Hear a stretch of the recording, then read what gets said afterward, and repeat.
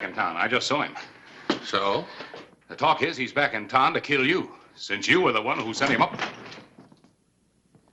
Well, never expected to catch the two of you together. Must be my lucky day. Oh, Jake, I understand you're going to call me out. Don't listen to gossip, Hollister. I'm not here to kill anybody. Oh? Prison changed you, huh? Yeah. Clybourne, I want to run an ad in the paper. One of those one-liners. Expert wheelwright wants job. You? A wheelwright? I learned it at Yuma. You gonna run the ad or not? Sure, I'll run it. I'm all for any man who wants to go straight. And Hollister, if any joker wants to blame me for something again, you know better, see?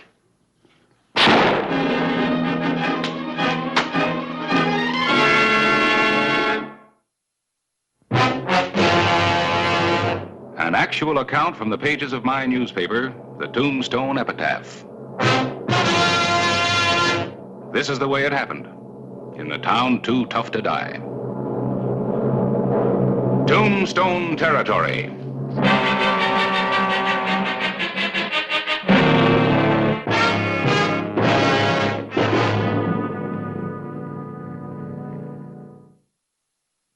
The morning of May 31, 1885, got off to a fast start. A man had been shot and killed on his way to work.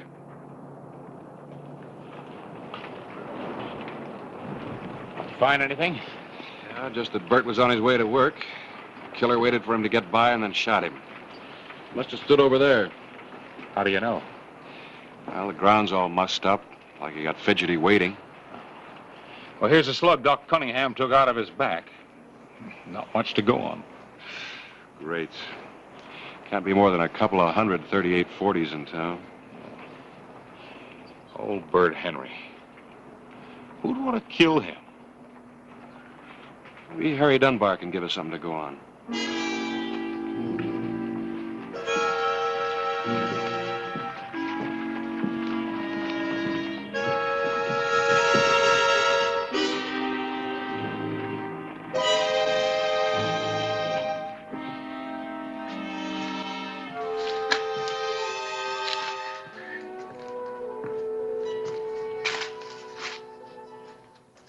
Looks like some folks are in for a spell of waiting for that baby. Also looks like I came to the right place at the right time. Haven't I seen you before? Maybe, maybe not. The point is, I'm a wheelwright. You need one bad. Oh, no, I don't. I've got the best man in town, Bert Henry. Well, Bert's not working here anymore. Somebody gunned him down. Bert? It was in Hollister's office when he was shot. Word is spreading all over town. That's why I thought... Hi, Harry. Well, you didn't waste any time getting here, I see. Somebody's got to take the fellow's job. Might as well be me. Got any idea who shot him down, Clay? No, not yet. All I know is he was ambushed on his way here.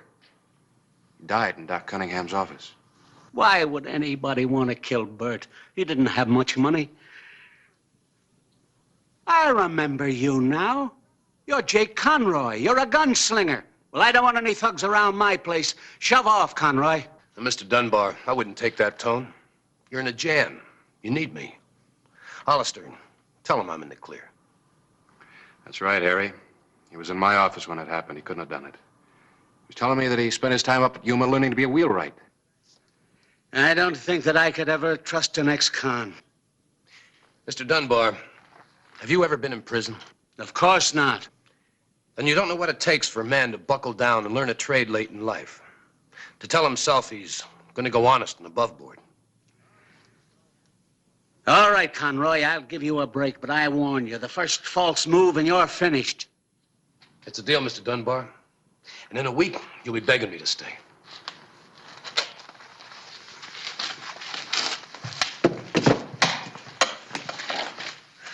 Well, let's see here.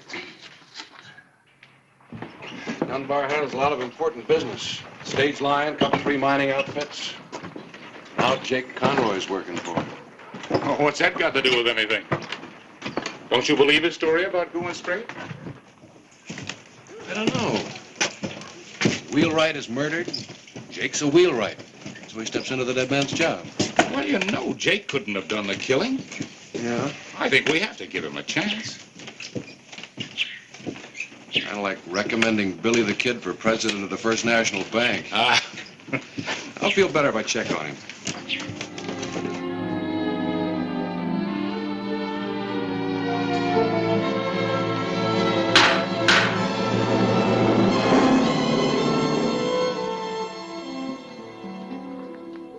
Don't seem warped to me.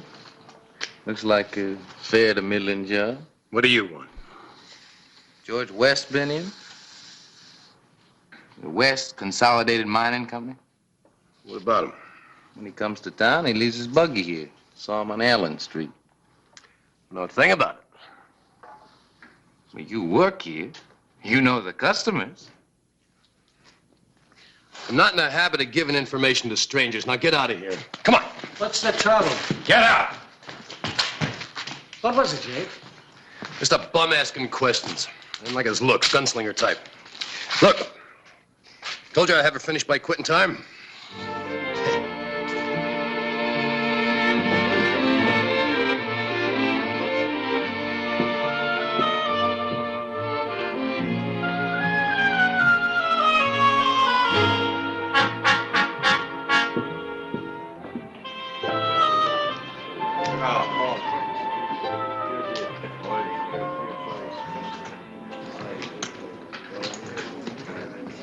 Give me a shot. Hello, Mr. West. How do you do? Bartender, I'll have another drink at the table. Mr. West. Not till I had my say. All right, what is it? Remember me? Holby Jones. I used to be a miner. Before you accused me of stealing silver or before you had me sent to the pen for something I didn't do. Well, this is preposterous. You're gonna pay for what you did to me, All Mr. right, West. head for the street. I ain't packing a gun. You are. I can fix that.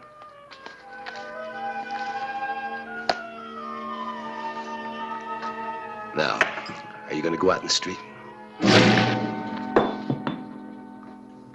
I ought to break you in two. But I'm a peaceable man. I'm giving you one last chance to go out in the street. You ought to break me in two. But you're yellow. Somebody better go to the sheriff. Yeah. Let Hollister pick up the pieces.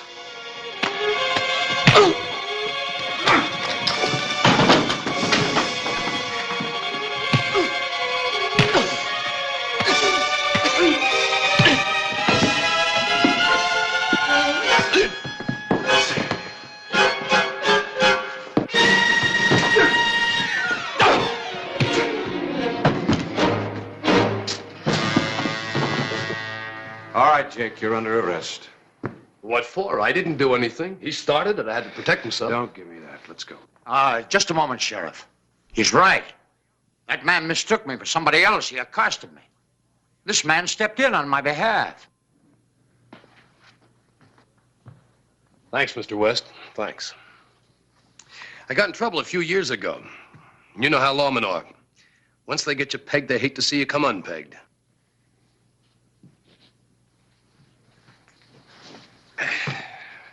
Mr. West, you want to prefer an assault charge against this man? No. Just lock him up and let him sleep it off for the night. Real high and mighty, ain't you, Mr. West? Let's go. Good man, Hollister. The best. Guess I'd be suspicious of everybody, too, if I had his job. I'm grateful to you, Conroy. If ever you need work, come around and see me.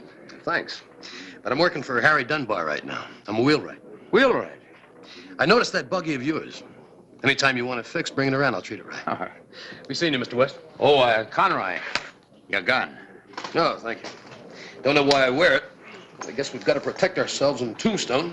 Found that out. We did find it out. Thank you.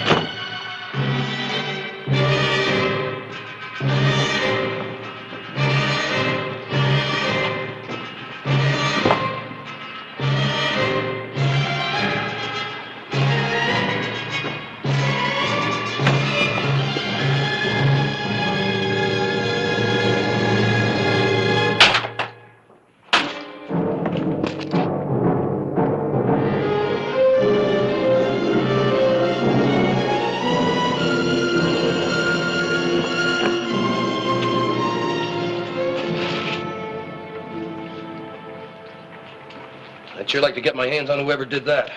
You better report it to Hollister. I intend to. First, I have to be sure if you can repair it. I'll make it like new. It'll take a while. Now, how long? Well, the rest of the day if I rush. I have a payroll I have to get out to the mine. And Dunbar can lend you a rig for that. And then when yours is fixed, I can return it and pick up the other buggy. Fine. Fine. That's real service. My pleasure. Now let me handle this and you go get Hollister. Maybe he can nail that vandal. Right.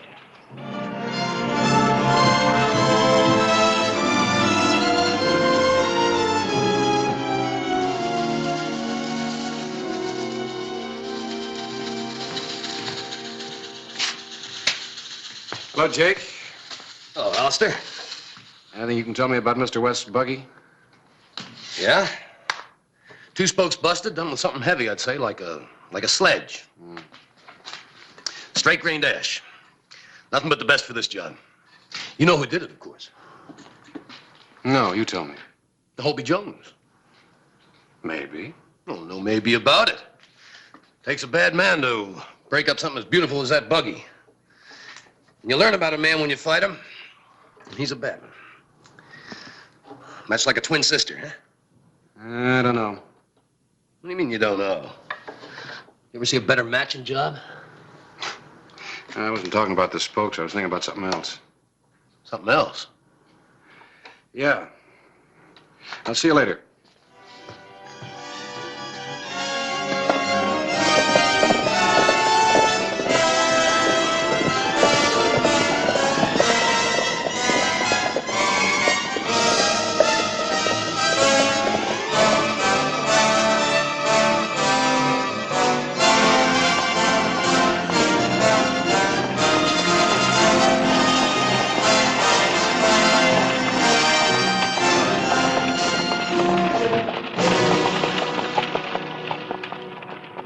Save the leather, hop in. It's about time. You come by way of Tucson. Not there, on the floor.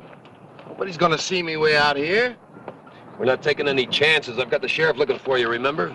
You didn't have to do that. You didn't have to tell him I was the one who busted West's buggy. Lie down. All the way. Yeah.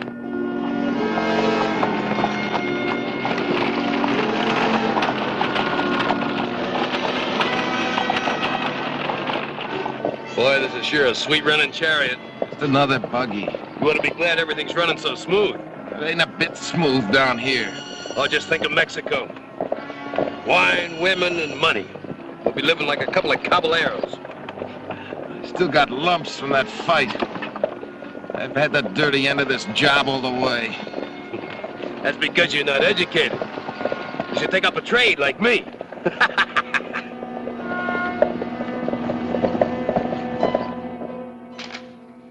Oh, it's the report from Yuma on Jake Conroy. What do you know? Jake was a trustee. Exemplary conduct, learned a trade. At least he gave us a straight story. Released May 1st, along with an inmate by the name of Red River Tom. Left Yuma together, heading east. Uh-oh, listen to this. 5'11", slim, dark-haired, 32, speaks with a slight southern accent. Reminds you of anybody? That story I gave you for the epitaph. Conroy's fight in the Crystal Palace with a stranger. Hobie Jones. Or Red River Tom, according to Yuma. These days, thugs change their name like you change your shirt. Well, then, if Conroy knew Jones, that fight in the saloon had to be staged. Uh-huh. But you gotta go back one step further. Hobie killed Bert Henry so that Jake could get into a key job. Then the fight set Jake up with West. So naturally, when West's buggy was vandalized, he'd go to Jake. Let's get to Dunbar's.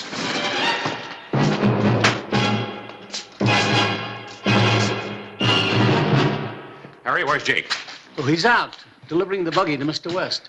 At the mine, I suppose? That's right. He'll be back soon. No, Harry. Not unless we drag him back.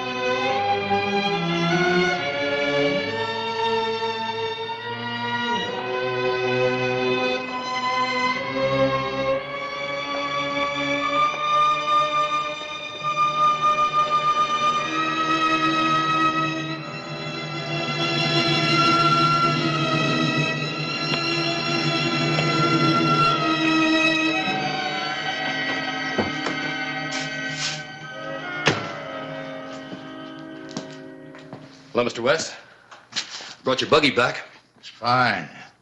Fine. Finished early, didn't you? Had to. Got traveling to do. I begin to see it now. Just do as you're told and nobody will get killed. Put the payroll in the sacks. We're going to take charge of it for you.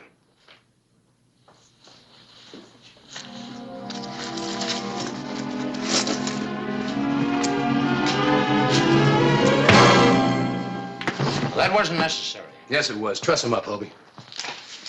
Make it fast. We've got to move. We'll take the good buggy. We're rich now. We're not going to ride in a livery stable rig. How about the guard at the gate? The boss will be driving.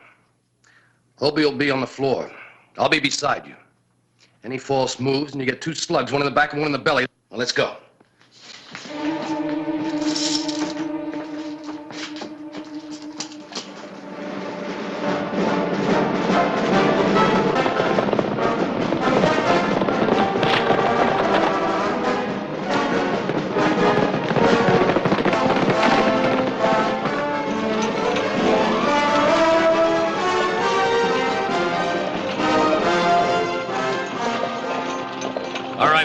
You can pull up right here.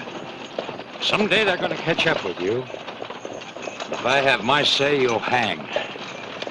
Pull up, I said. Oh! Now go on, get down. So you can put a bullet in my back. What's a murder charge against you? Get down.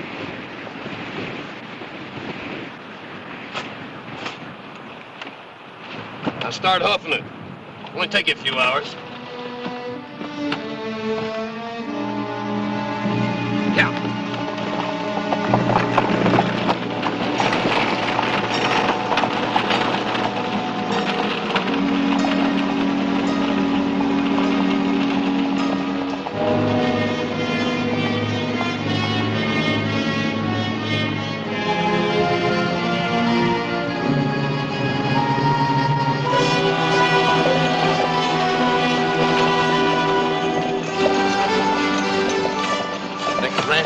We better trade this trap for a pair of fast horses.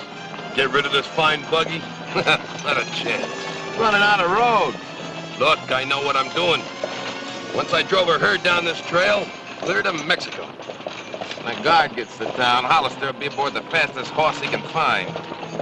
Look, who planned this? You did? Everything's gone fine so far, huh? Yeah. All right, then.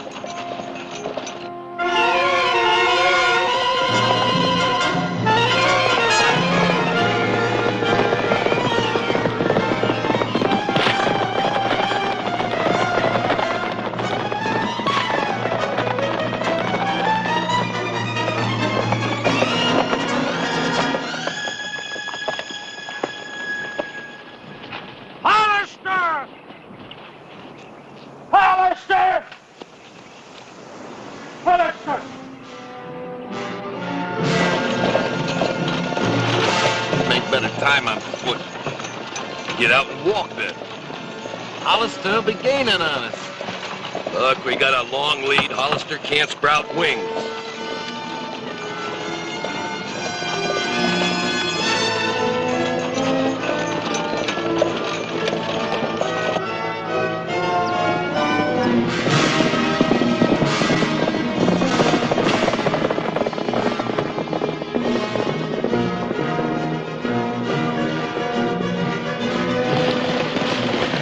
More like it.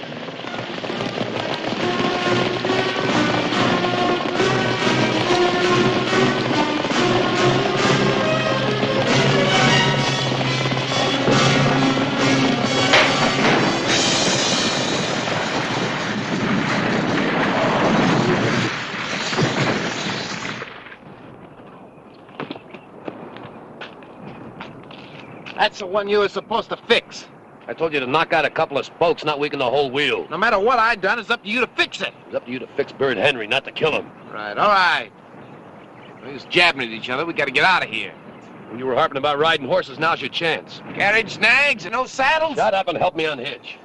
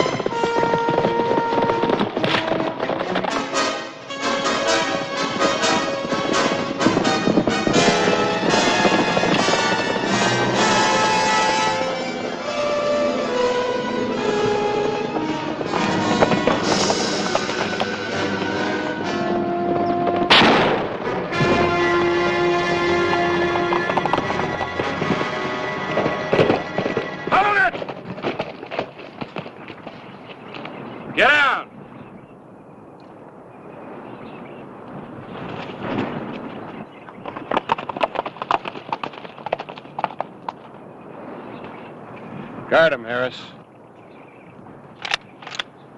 I never buck odds when they get too big, Hollister.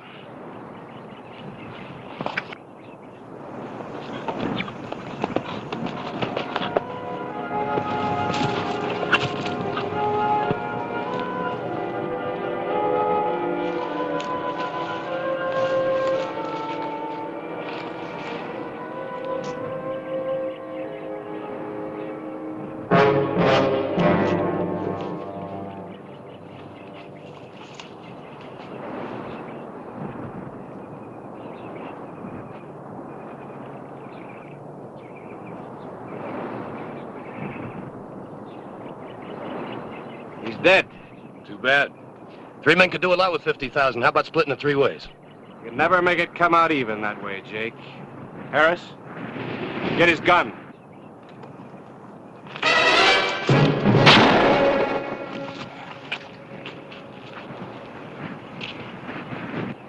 Oh, I'm glad you're a good shot. That was close. Close for Jake. If I'd had more of a target, we'd have had another dead wheelwright.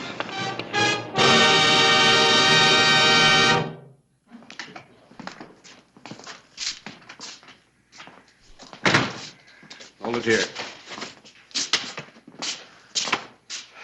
That judge hauled off and threw the book at me. You got off easy. You deserve the rope. Yeah? I'd be in Mexico right now buying and selling judges like him if it hadn't been for that buggy wheel. Cheer up, Jake. Takes time to make a master wheelwright. You'll have that time up in Yuma. The rest of your life.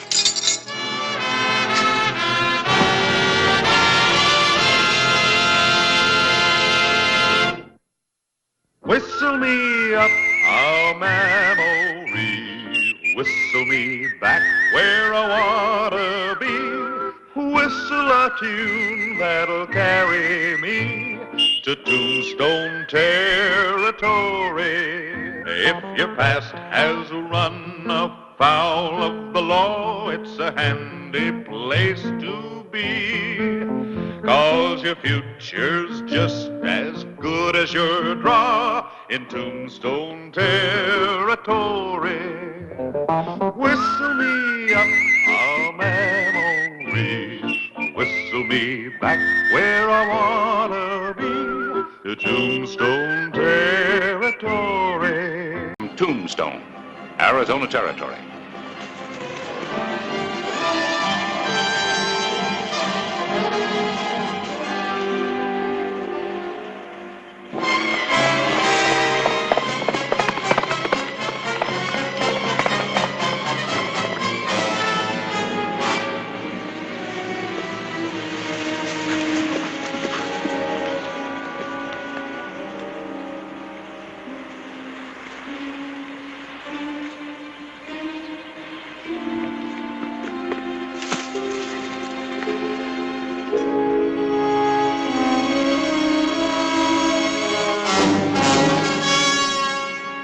Drop it.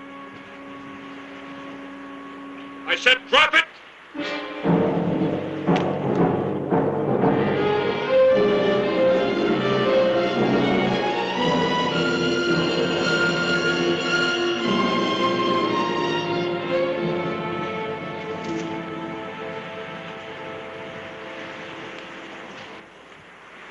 Mighty tricky of you, Sheriff. Move out. We're going back to town. Kinda hate to do that. What with being forced to kill that bank clerk and all. Mean the hanging rope for sure. What do you mean, forced to kill him? He wasn't even armed. Let's go. You say so. You're the boss, Sheriff.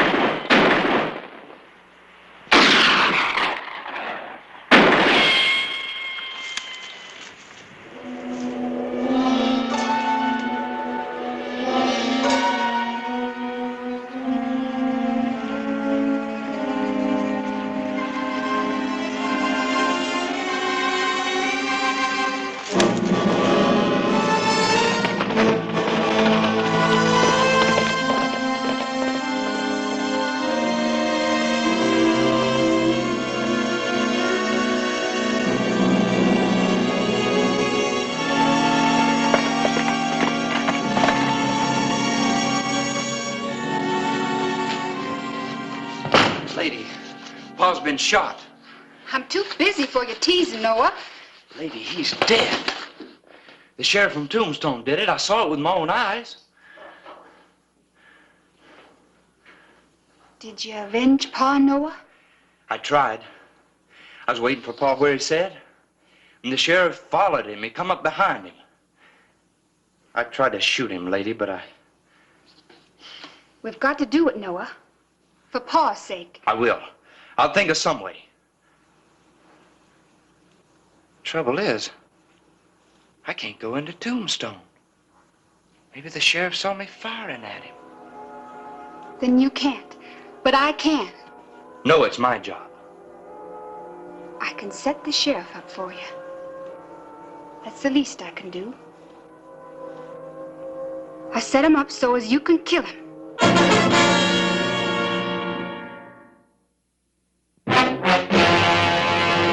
An actual account from the pages of my newspaper, the Tombstone Epitaph.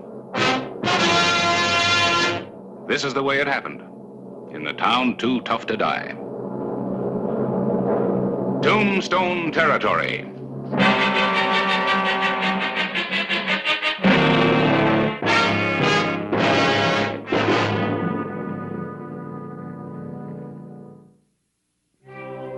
July 10, 1884. A stranger arrived in Tombstone on foot. Lady Bell, Jonas Bell's daughter. The girl was young, pretty, and a killer's accomplice. Begging your pardon, mister. Where'll I find the sheriff? Oh, don't you see the sign? Oh, never did learn to read much. Evidently. Thank you kindly. No, I didn't see who was doing the shooting. But there are two members of the Bell family left, Jonah's son and daughter. I got a hunch it was one of them. Well, if it was one of them, I have a feeling you'll never see them again. They've never come into Tombstone in the past. I doubt very much that... Come in. You the sheriff? Yes, ma'am. May I help you? Hope so. I'm Lady Bell, Jonas' girl. This is Harris Clyburn, the editor of the newspaper. How do you do? Hello, Miss Bell. Sit down, Miss Bell. Thank you kindly. Now, what can I do for you? Well, I don't rightly know, but with Pa dead and Noah run off, I'm all alone. I need someone to look after me. And, since you killed Pa, I kind of figure you're responsible for me.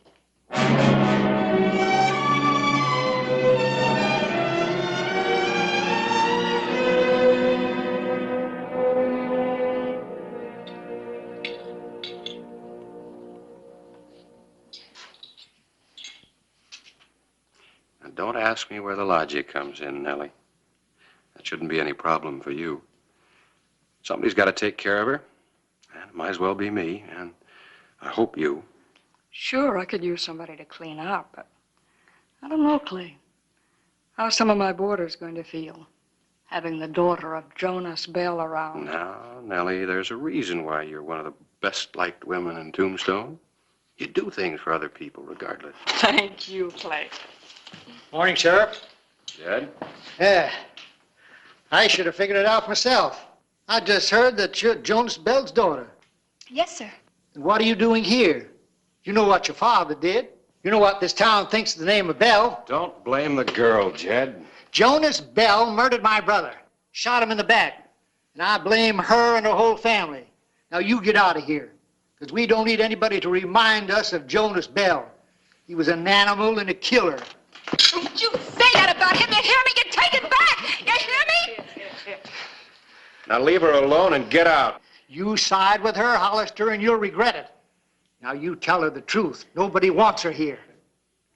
I do. Out.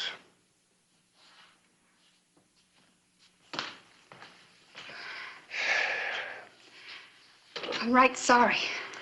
This is going to be a problem, Clay. Jed's not the only one in town who feels this way. Yeah. Maybe you made a mistake coming here, lady. Look, I know it's not your fault, but there are a lot of people in town who have good reason to hate the name Bell. I know. But where else can I go? Oh, please, Miss Nellie, Sheriff. I swear I won't lose my temper again. Oh, just give me one more chance. There's a heap of dishes out back. Start washing. Oh, yes, ma'am. Thank you, Miss Nellie. Sheriff, thank you.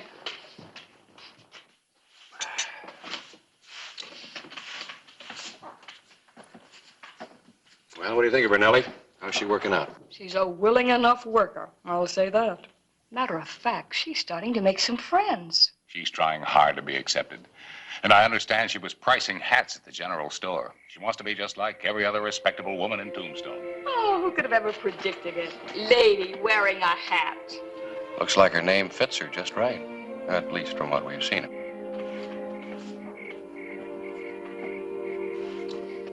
You've never seen such a town. Noah, they got stores selling things I never even heard of. What about Hollister? You got him set up? He befriended me. Got me a job paying real wages.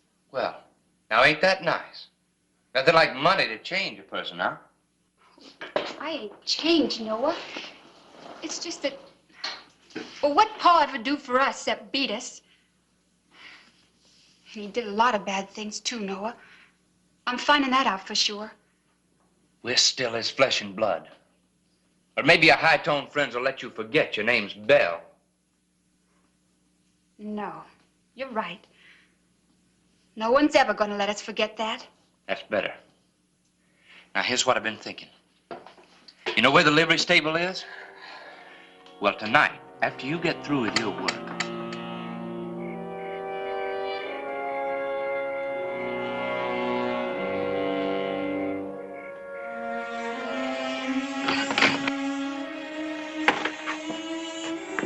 Evening, Sheriff. Baby? It's a nice night, isn't it? Air smells so sweet. Yeah. I hadn't noticed it, but now that you mention it, it does.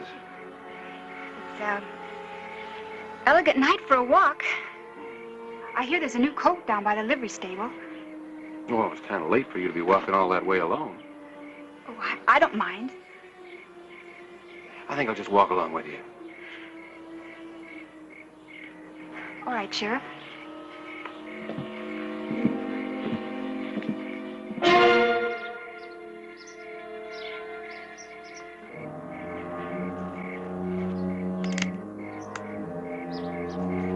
Hey, aren't you the girl who was just saying what a nice night it is? All of a sudden, you turned as solemn as a hootie owl. It's so? You haven't heard a word I've said. What's the matter? Nothing. Nothing at all. You know, Nellie's real pleased with you. You keep up the good work and you'll be getting a raise.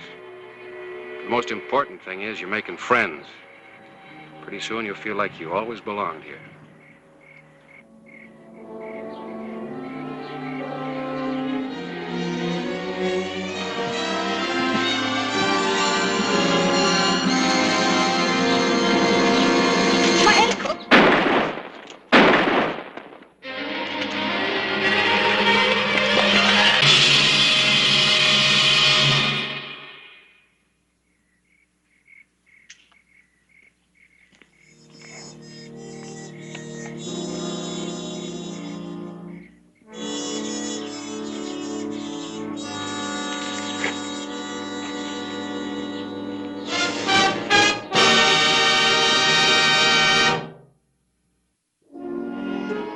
July 15, 1884. While Clay Hollister was walking with Lady Bell, a shot had been fired. Two questions had to be answered. Who was the gunman and which was the target? The sheriff or Jonas Bell's daughter? You accusing me, Sheriff? No, I'm not accusing you. I'm just asking questions. It's quite a temper you've got, Jed. So, I have a right to my own temper. There's no law against that. No. Unless it moves you to take a shot at a girl because her father killed your brother. I give you my word, Clay. I don't know anything about it.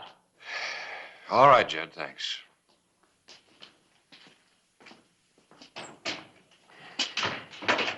Well, you've questioned everybody in Tombstone who had a grudge against the Bells. I don't think any of them fired that shot. I don't either. Nellie said that Lady was waiting for you the other night. That walk might have been strictly for the purpose of getting you killed. Then why didn't she go through with it? Why, at the last minute, did she pretend that she sprained her ankle? I don't know. But the point is, it could have been a plan to get you. Yeah, I know it. And I know the way to find out.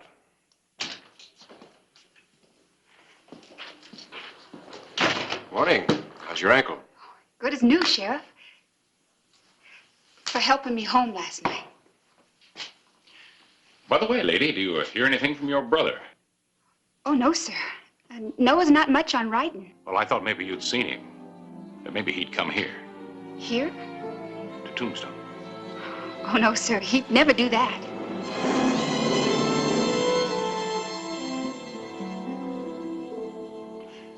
Well, I've got to be getting back to work. Yeah.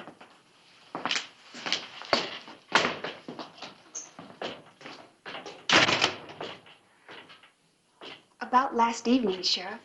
Yes? You've been good to me. I never had a friend before. That why you changed your mind about letting Noah shoot me? No, it wasn't Noah. That shot was meant for me. Well, Nellie's waiting.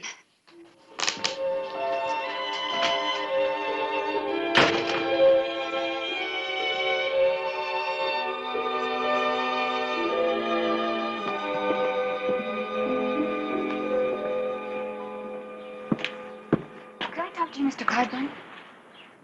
Yes, Lady? I know why you asked about Noah in the sheriff's office. Oh, go on. I think we understand each other. Well, I just wanted you to know that whatever reasons I had when I first came to Tombstone, it's all changed now. I'd like to stay in Tombstone, and I'd like to keep my friends here. Including Clay Hollister? Mainly Clay Hollister. I'd rather die than do anything to hurt him. Well, I just wanted you to know that. I believe you, Lady.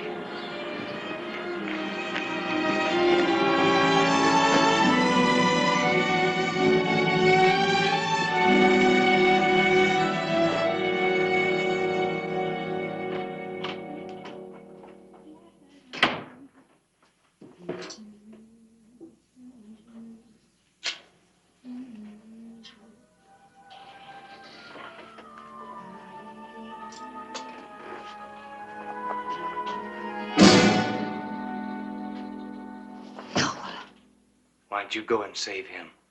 You shouldn't have come here, Noah. I was going to come to you first chance I got. Why'd you save him? We got to forget about the revenge.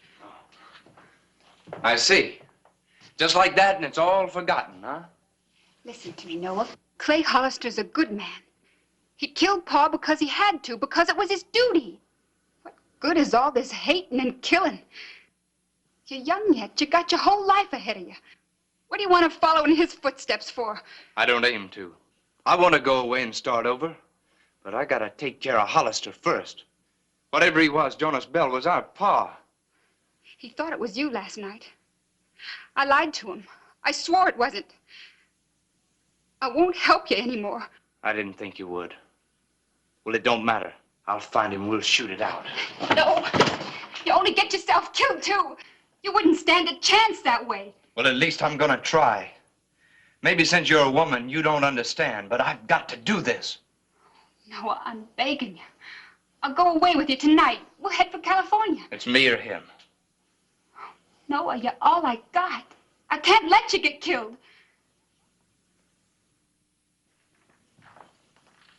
There's another way. That grove where we met outside of town. If you were to invite him on a picnic lunch and take him there. No. Well, it's either that or I face him tonight. Now take your choice. Next Sunday noon, I'll be waiting. And if both of you don't show up, 1 hour later, I'll be walking down Main Street.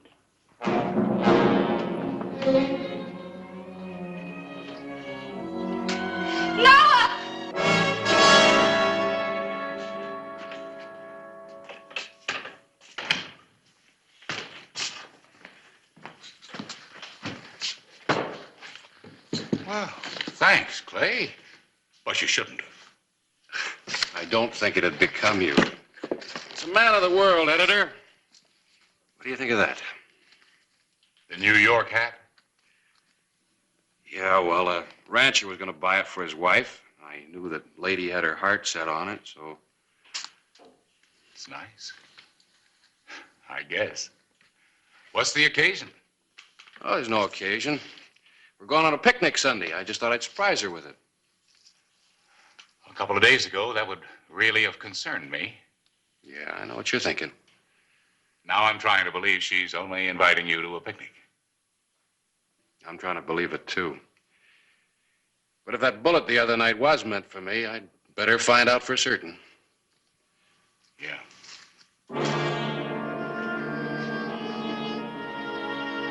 Can't go to a picnic without being fancied up a little. There, take a look. That dress fits you as well as it fits me. You're about as pretty as a picture. You in love with Clay? That's just plain silly. Why not? You've every right. You have yourself fun today. You hear me? Sometimes that isn't easy, Nellie. Maybe you'd better tell me why not. Have you forgotten what my last name is? It's Bell. No, I haven't. And Bell won't always be your last name. Besides, you've made friends for what you are, not who you were.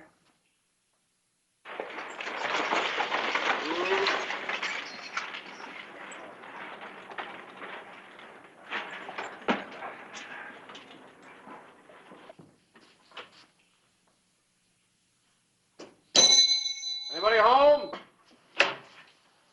He's here. Come on, let's go.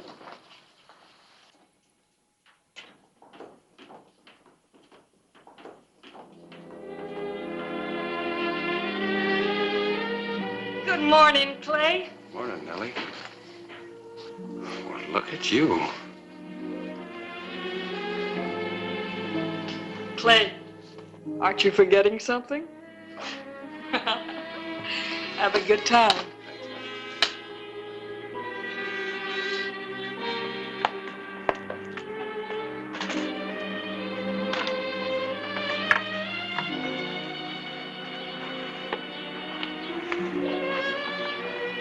Got a surprise for you. Wait till later.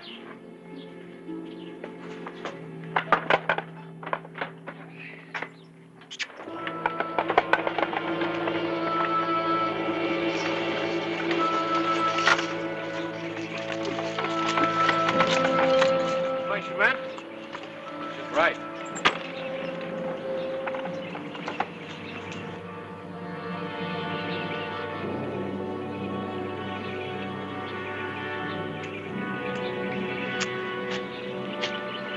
Looks like we got it all to ourselves.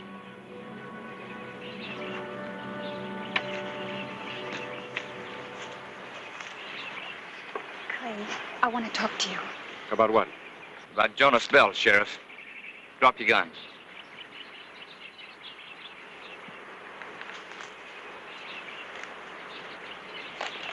Right on time. Good job, lady. What do you expect, Sheriff? She's a Bell, ain't she? Same as me? Same as the man you killed? Now start walking. Straight towards the water.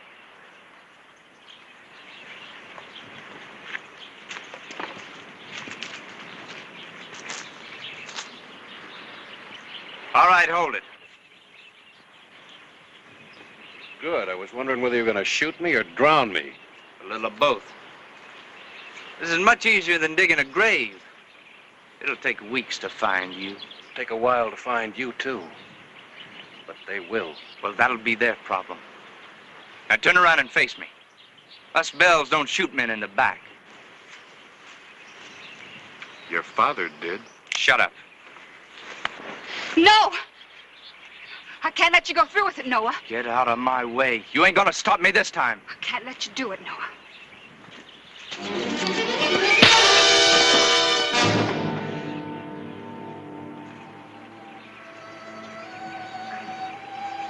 I want you to know I was in on this too, Clay. Bells are through with killing and trouble. Finally through.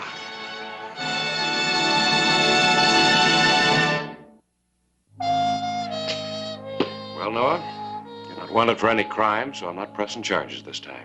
On one condition, that you leave the territory today. Oh, we will, Sheriff. I give you my word on that. We're going to head for California. Noah's going to start fresh.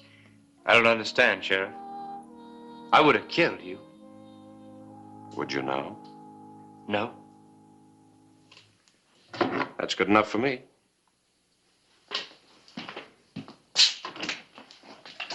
Thank you, Sheriff. Lady, you know, you don't have to go. You've got a lot of friends in town, friends who'd like you to stay. I can't, Clay. Noah needs me. But maybe we'll be back someday. You've made up your mind? Oh, I've got something for you.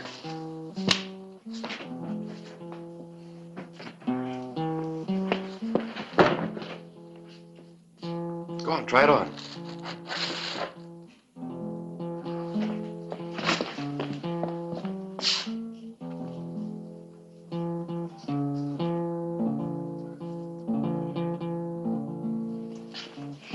You know something? I really feel like a lady.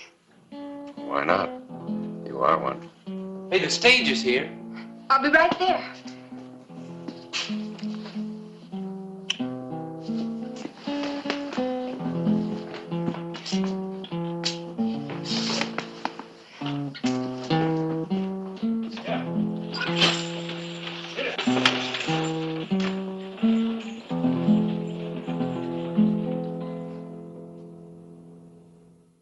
Whistle me up a memory, whistle me back where I wanna be, whistle a tune that'll carry me to Tombstone territory. If your past has run afoul of the law, it's a handy place to be. 'Cause your future's just as good as your draw in Tombstone territory. Whistle me up a memory, whistle me back where I wanna be, to Tombstone territory.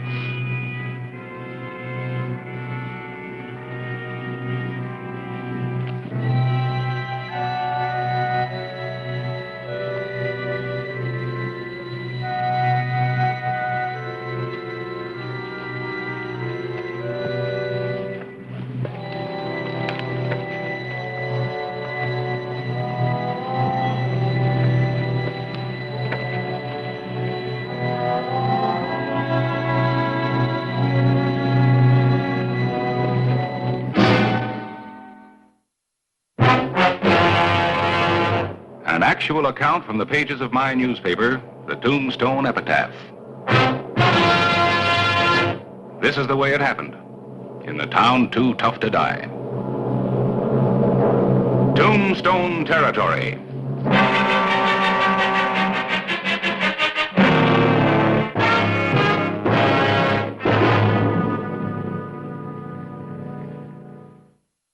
November 29, 1883. Whenever Doc Cunningham broke into a run, it was certain to be a matter of life or death.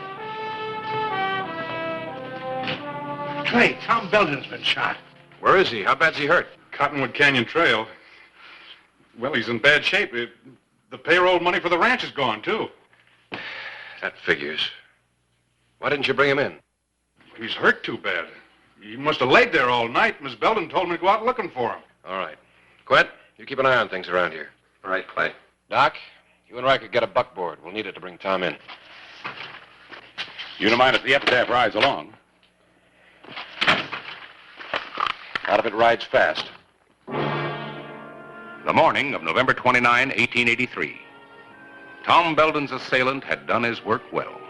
He's dead. You said he was conscious briefly when you found him. Did he say anything? He could hardly talk. All he said was, "Masked man rode a sorrel horse." How much would the ranch payroll amount to? I guess it tallied out to around $1,500. Let's get him on the wagon.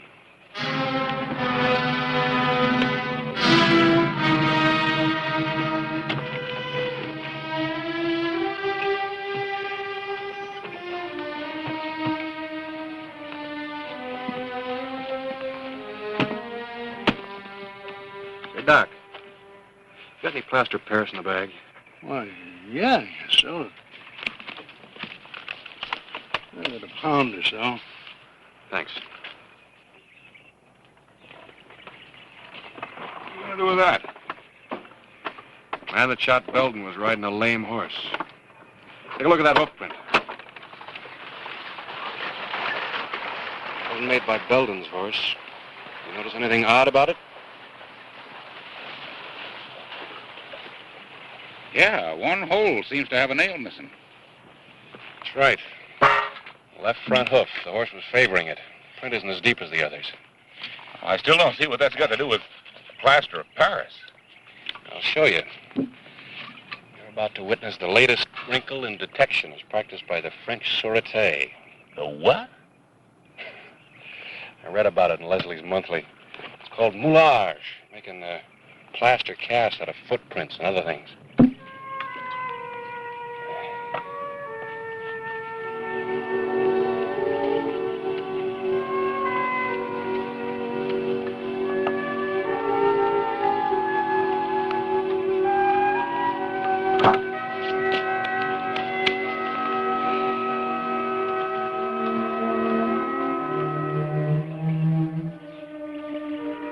How much longer do you think it'll be?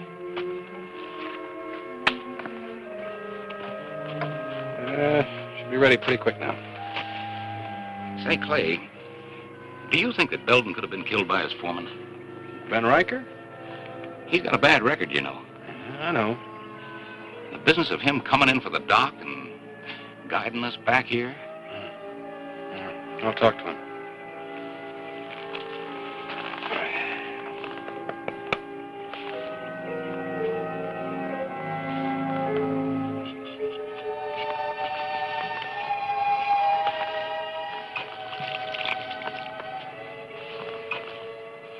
Perfect.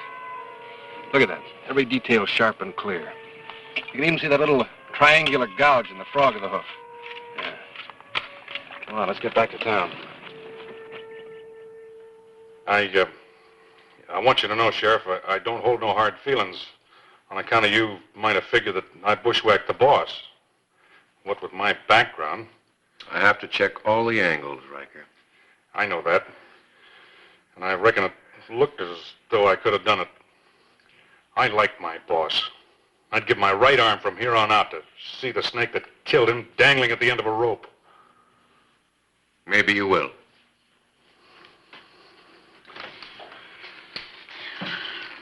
Well, if you want me, you know where to find me. Don't worry. If I want you, I'll find you.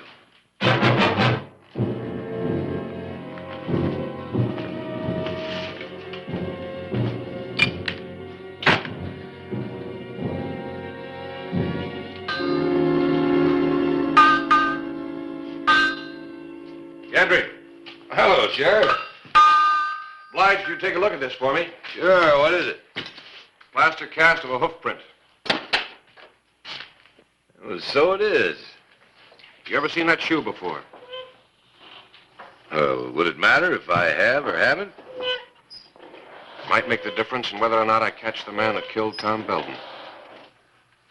Tom Belden of the Box B? That's right. Mean anything to you? Being a law-abiding citizen, Sheriff, I want to tell the truth.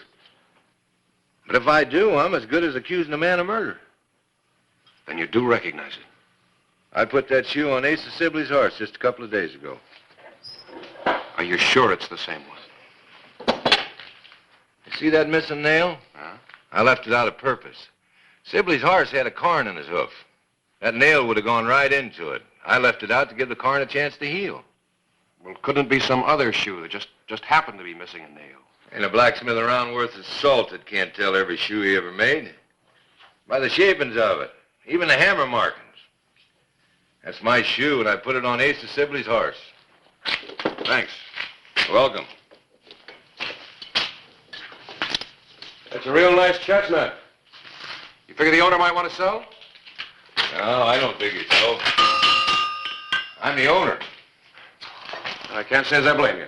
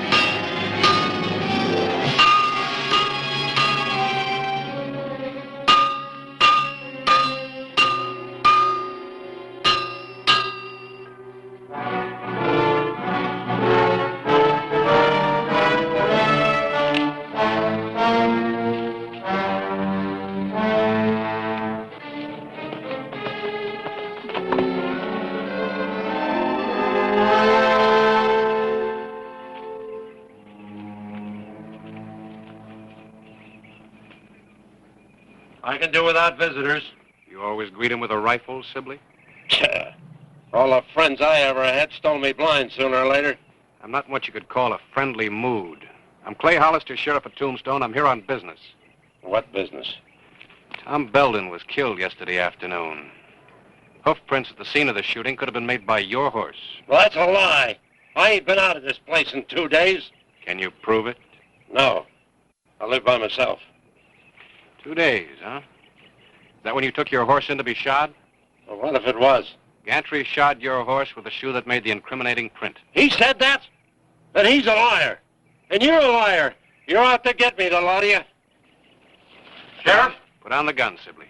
Now you get back on that horse and get out of here. I ain't done nothing. Now you get. You're calling it.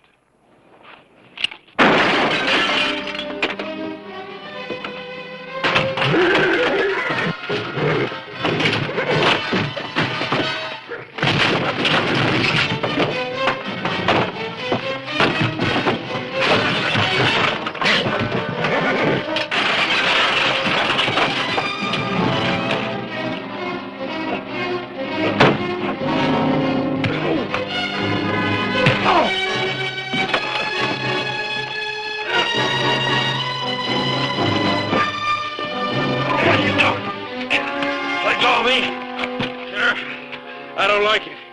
But if you have to have it the hard way, I'll oblige. You let go.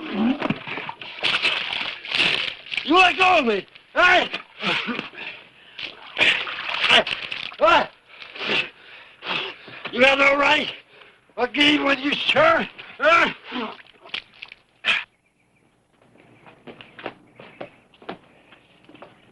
Suppose it makes no difference to you that you got the wrong man. Maybe the wrong man, but it looks like you own the right horse.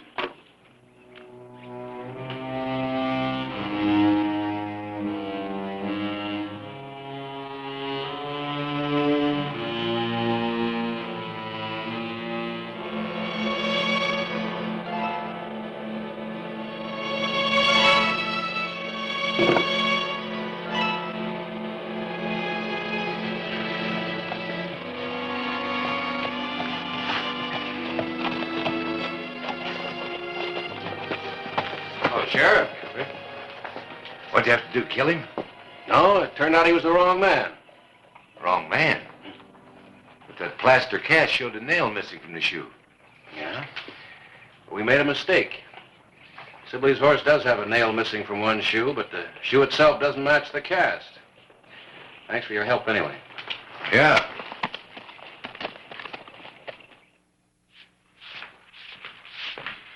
You wanted to see me, Gantry?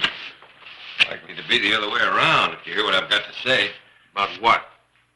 About who killed Belden. What do you mean? I mean, I know who killed Belden. So does Hollister, only he's not doing anything about it. How do you know all about this? Hollister was here with a plaster cast of the hoof print of the horse the murderer was riding. I knew who owned that horse. I told Hollister, and he went out to see the man. He came back alone, though. Who was it? The horse belonged to Asa Sibley. I'm going to go out there and kill him myself. No, Riker. That's not the way. You'll just wind up on the end of a rope. Now, Belden had a lot of friends, and they'll feel like we do once we tell them about it.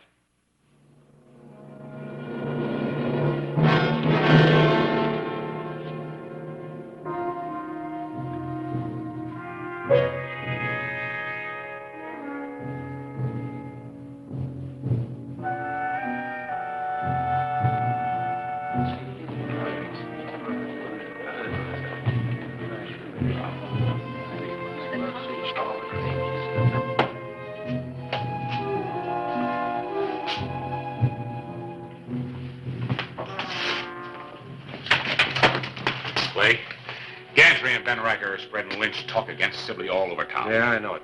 Well, what's worse, they're getting plenty of listeners. I don't like it. I don't either, so I'm going to do something about it.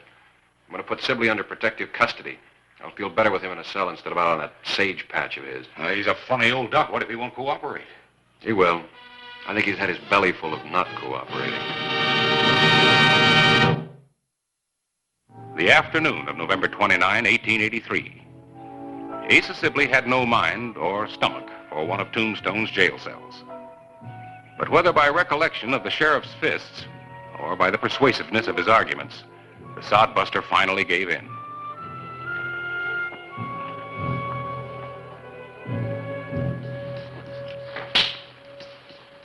Looks like I win again. You want to play for a penny a point? Oh, thank you. Can't have the deputy making more money than the sheriff. Hey, were you ever a dealer? A crooked one, maybe? They tell me you got that murdering Sibley in jail here. Yeah, Sibley's here. Well, then you changed your mind? You're going to make him pay for killing the boss? No, Riker, Sibley didn't do it. He's innocent. But you and Gantry have been spreading lynch talk. And I'm taking no chances on mob action. Well, you got a lot of gall to stand there and tell me you're protecting him. That's exactly what I'm doing. Well, what about Tom Belden? You just take it easy, boy. Take it easy? Hollister, you know what Tom Belden did for me? You know what I was when he took me on as a hand? Yeah, Tom was a good judge of horses, cattle, and men. He made no mistake on you, Ben. Don't you make a mistake now. Well, I ain't gonna wait for no lynch mob.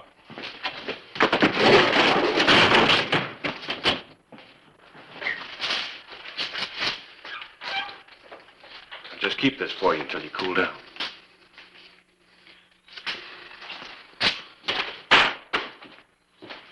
Quint, see that he stays out of trouble. On the surface, Tombstone was calm, but in the saloons and gambling halls, there was ferment. Gantry and Riker had done their job well. The situation was explosive, and all it needed now was a spark to set it off. Harris. Oh, morning, Clay. I want you to do something for me. What is it? I want you to go down to Gantry's blacksmith shop and get him up here to the printing plant on some pretext. And keep him here as long as you can. Gantry, what for? Because he was wrong about that hoof print belonging to Sibley's horse. He was wrong or he lied. There's only one logical reason for him to lie. To cover himself. Besides, there's something else. Gantry owns a chestnut horse. To a dying man, that could look the same color as sorrow. Well, how about it? Will you do it for me? When? Right now. You give me about, 5 minutes head start, and go into your act. Tell Gantry that, well, tell him that the press broke down. You need him to repair it. All right. But you just remember, that gantry is about twice as big as I am. That makes me a prime candidate for Doc Cunningham. Or for Jake Riddle, the Undertaker. Well, Harris, I have complete confidence in you. Well, I wish I could say the same. Oh, if there's any trouble, you stay out of it.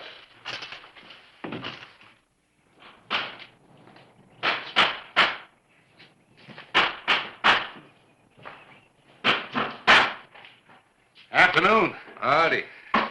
Gantry, I've got myself in something of a fix. I wonder if you could help me out. Well, none of it's right now, I can't. Oh, listen, man, I got a copy of the newspaper to get out today. And the bed of that press won't seem to move one way or another. One of the rollers is either jammed or cracked. Well, I'd like to help you, but I got to get this wheel out. Well, it won't take you but a minute, Gantry. To look at it, if it looks like too big a job, you can just forget about it. Well, I guess I can spare a minute. Well, I'm sure much obliged to you. I don't like to miss an edition if I don't have to.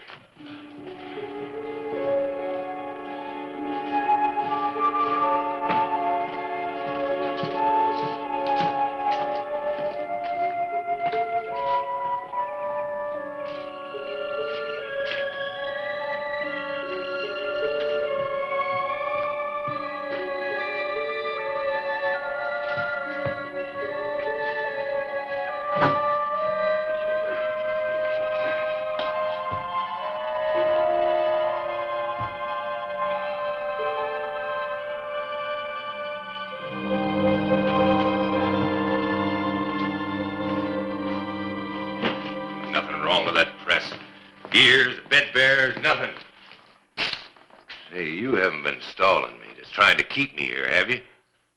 Of course not. Why would I do a thing like that? I don't know, but if it turns out you have, I'll come back to take things apart, not to fix them.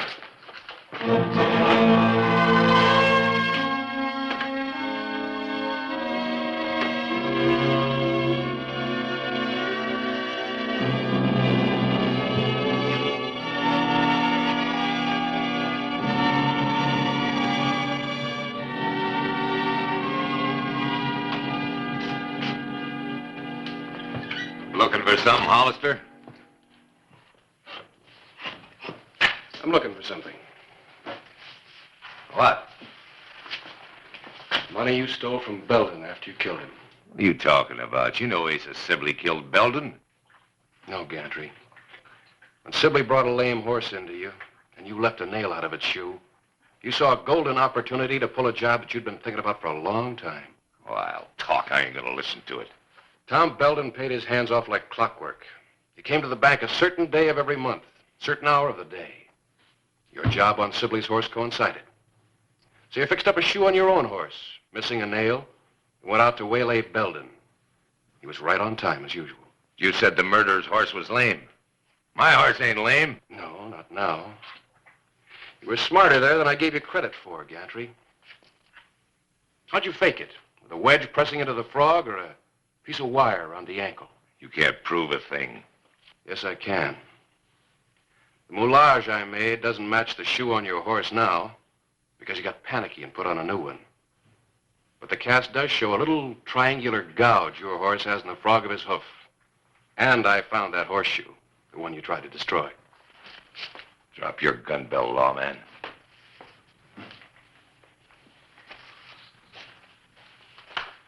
That the gun that killed Tom Belden? You better think twice about this, Gantry. Gunshot in here will bring a crowd running. How do you explain it? I'm going to shoot you in the back, Hollister. Then I can say it was a mistake. I saw you in here and thought you were a thief. Now turn around.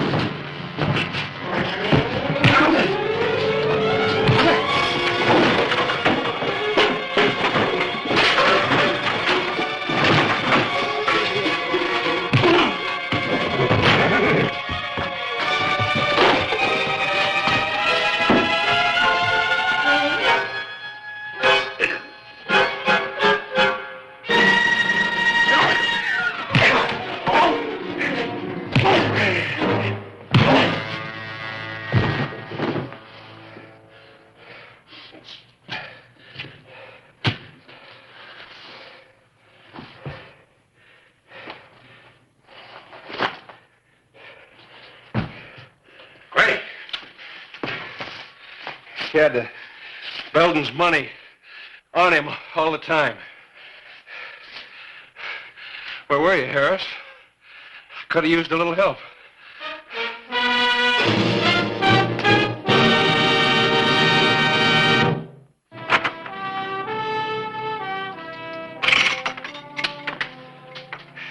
I try to keep those jail cells clean and shipshape, but they're no substitute for home, huh, Sibley?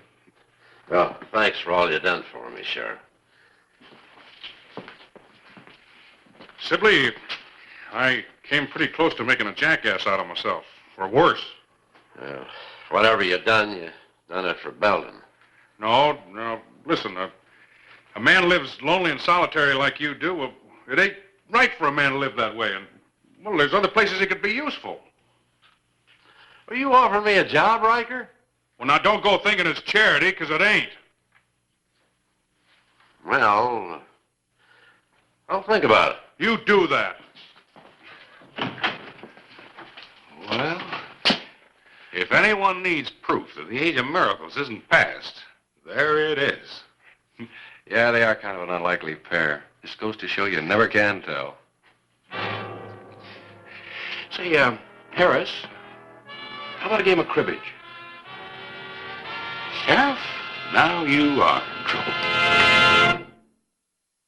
Whistle me up a memory, whistle me back where I wanna be, whistle a tune that'll carry me to Tombstone territory.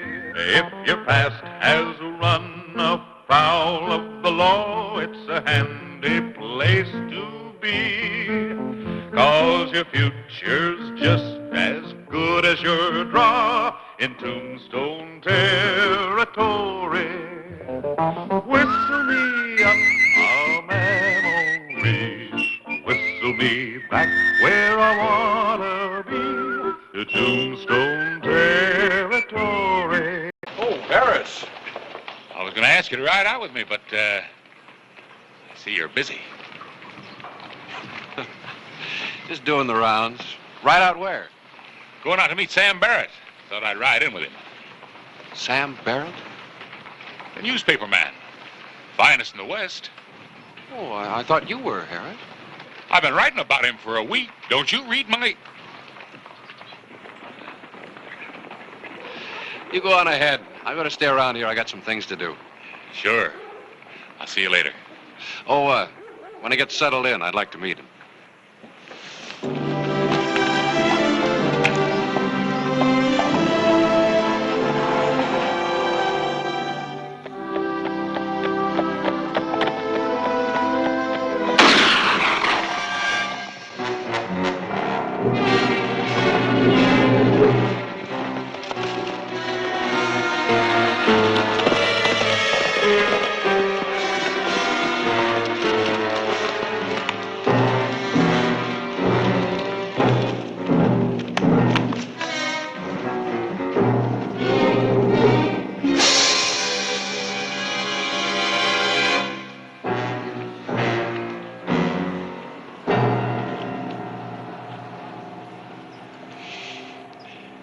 Welcome to Tombstone, Sam.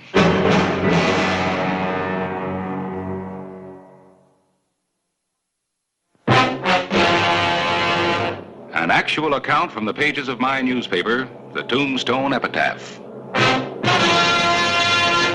This is the way it happened. In the town too tough to die. Tombstone territory.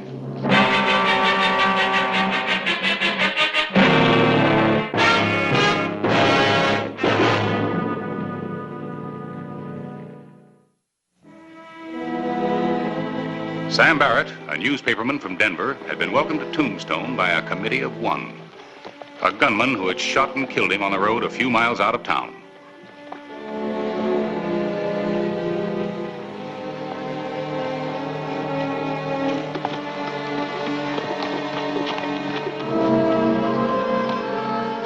Pete!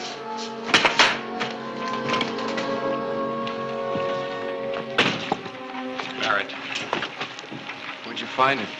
Outside of town a few miles. I saw it, Clay. saw who killed him? Vic Reel.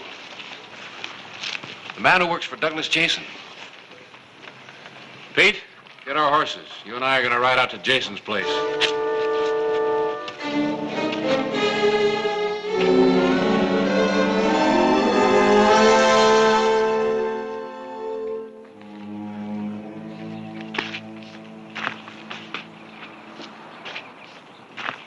Where have you been? Don't talk to me like a 2-year-old, Jason. Talk? I'll kill you if you do it again. Where have you been? I've been out, riding around. Where have you been riding? Denver.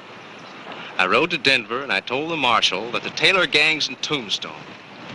I told him all that money from those train robberies is buried right here on the ranch.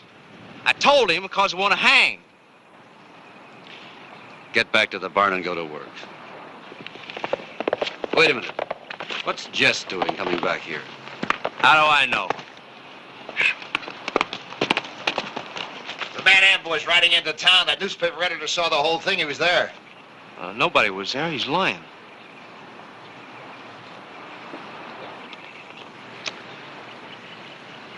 You did it. You got the law on us. You made 4 years count for nothing. Get down off that horse, Jess. Get down! Get down, Jess. Come on, get inside. Move.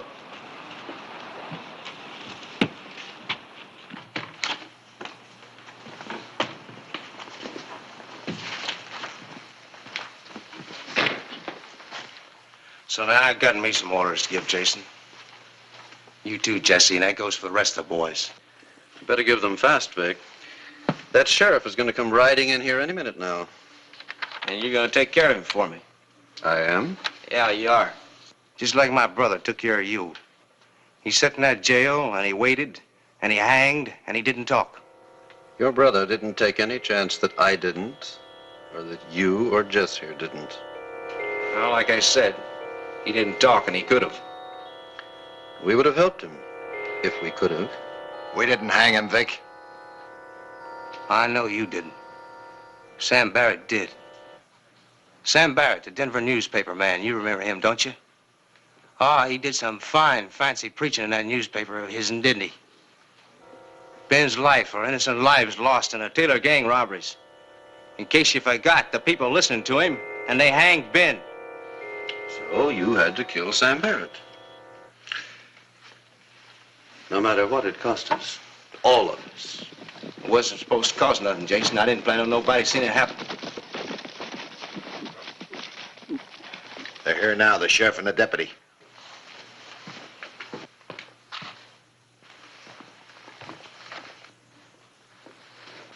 Now, you listen to me close, Jason. You too, Jesse. You get that newspaper man, you hear? Ain't gonna be no proof without no witness. Now, I'm gonna go with the sheriff for 2 days. 2 days. And then I start talking. I tell all I know about the Taylor gang. None of us could afford that. Put the gun away.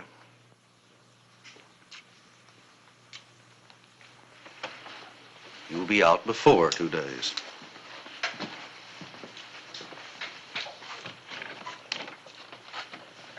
Mr. Jason? Sheriff Hollister. I want to talk to your man here. To Vic? To Vic. You're under arrest. The charge is murder. Sam Barrett.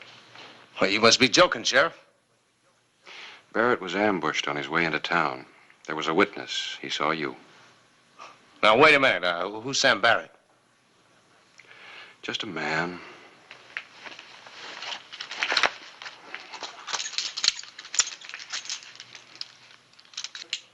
Let's go. Sheriff, Vic has worked for me ever since I've been in the territory. He's a good man. You're wrong. We'll find out at the trial. Now, Mr. Jason, I don't know you very well, but I probably will before this is over. You can be very helpful if you want to.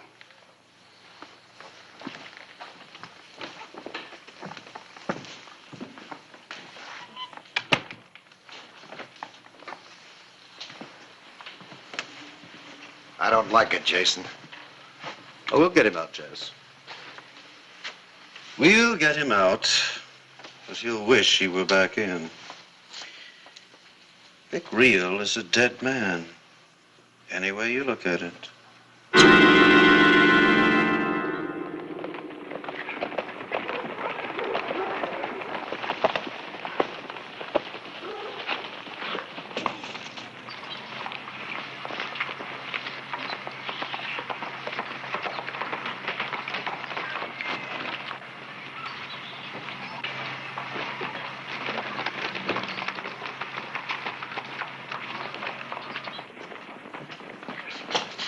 You're gonna hang, Real. For what? I don't know why you did it, but you'll hang. You're out of your mind, newsman. You're trying to sell a few papers. You better look for something else. Hey, you dirty! Tell him to get his hands off me, Hollister. Tell him! Pete.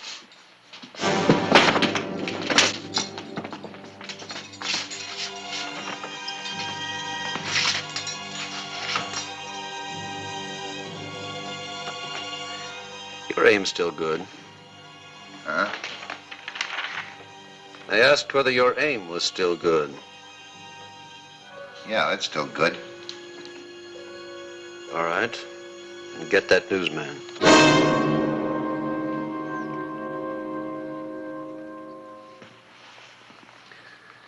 We have to do as our friend Vic says. But why me? Why not Red or... Because I said you. So it started all over again, huh? I don't like it. 4 years now and no trouble. And now it's starting all over again. This is the last. So your aim is still good, huh? When, Jason? Tonight.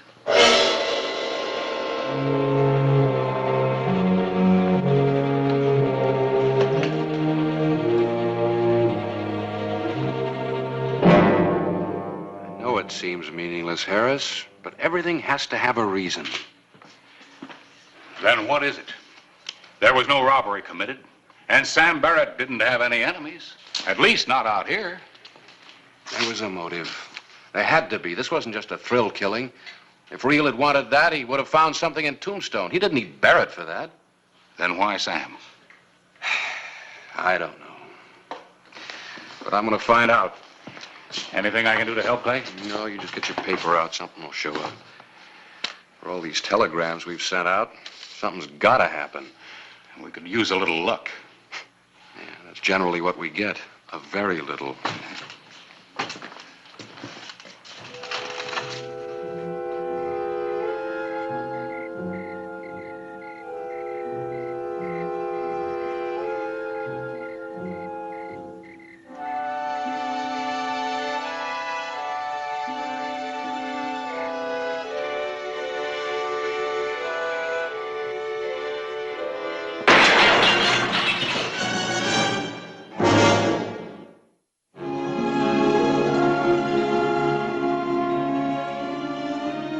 March 8, 1886, early morning.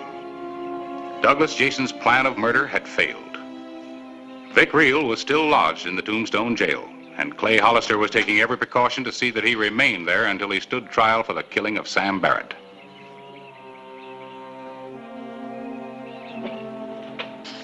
Jason has 3 or 4 other men beside Real. Do you know anything about them? Yeah, but no more than you do, only by sight. Well, that does it. All the flyers over 4 years old. Nothing there. Why all of a sudden interest in Doug Jason and his men? Real has no other associations in Tombstone except them. Now, he kills a man. And somebody takes a pot shot at the only witness who can identify him as a murderer. He's important to somebody. When I find out more about his past, I'll know who. You think Jason could be involved? Well, anything is possible. What do we know about him?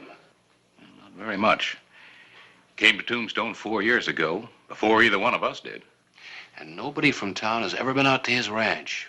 All the men he hired are supposedly from different parts of the country, and they never come into town, so we don't know anything about them. Yeah. Well, I've wired every news source I have. Yeah, and all my official ones. You know, Harris, this is something more than just a senseless murder. How's the shoulder? Gonna live, Pete. Thanks. No replies at the telegraph office yet. Old Jake's been doing more sending than he did when the governor was here. He wants to know when you sleep. Don't remind me. You know, Axe's food hasn't gotten a bit better. Boy, you sure are hard to please. You should feel yourself lucky that you're here to eat it at all.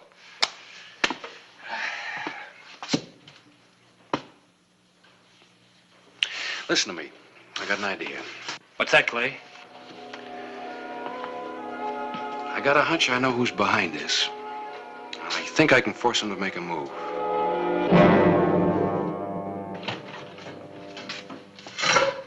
One last time, Real. Why'd you kill Barrett?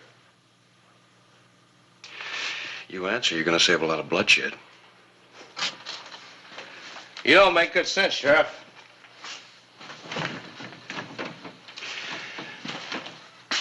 Look, boy, it's all over for you. You're gonna stand trial tomorrow, and you'll take what punishment the judge and jury decide is right for you. But you got a chance to do a decent thing. Maybe even save a life. You get out of here, Sheriff.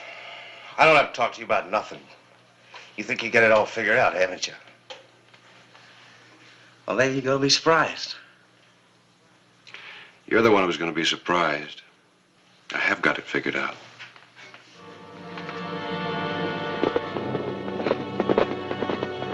Vic Reel had refused to talk, and Clay Hollister, in an effort to uncover the motive behind the killing of Sam Barrett, decided on a plan of action. Douglas Jason was to be the starting point. It's a fine-looking cattle, Jason. Ought to bring a good price.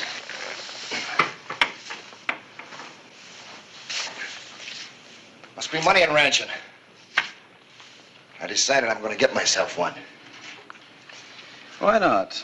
You figuring on grabbing your share and leaving? Yep. Well, it's time for it. Where are you heading? Mexico. There's just one more thing to be done. Vic. He'll be out soon. Why don't you take him with you? Long, hard ride to Mexico? Anything could happen on the way. No. What do you mean, no? I took care of that newspaper man. That's it. That was the last. I got money now. I'm like you. I'm gonna live right. After you take care of Vic. Nobody else leaves the ranch, not yet. Nothing unusual is gonna happen. Everything stays just the same. What do I get out of it? What we all get. No more trouble. A ranch in Mexico. All right. But I swear this is the last.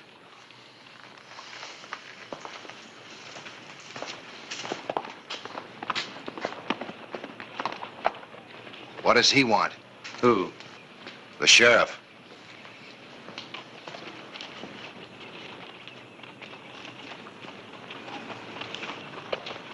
Back to work.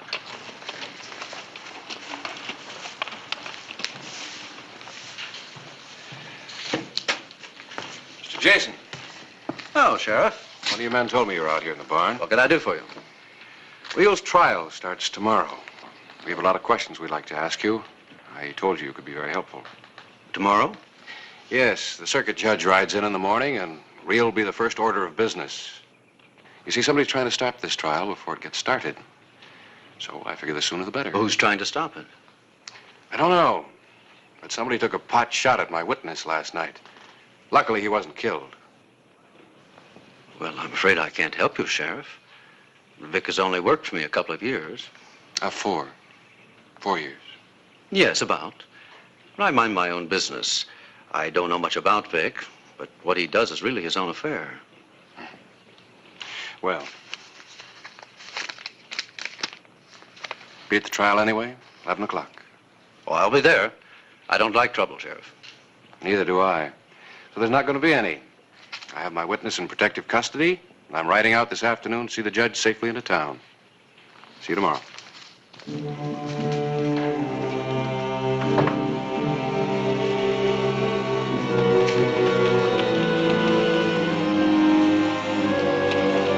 I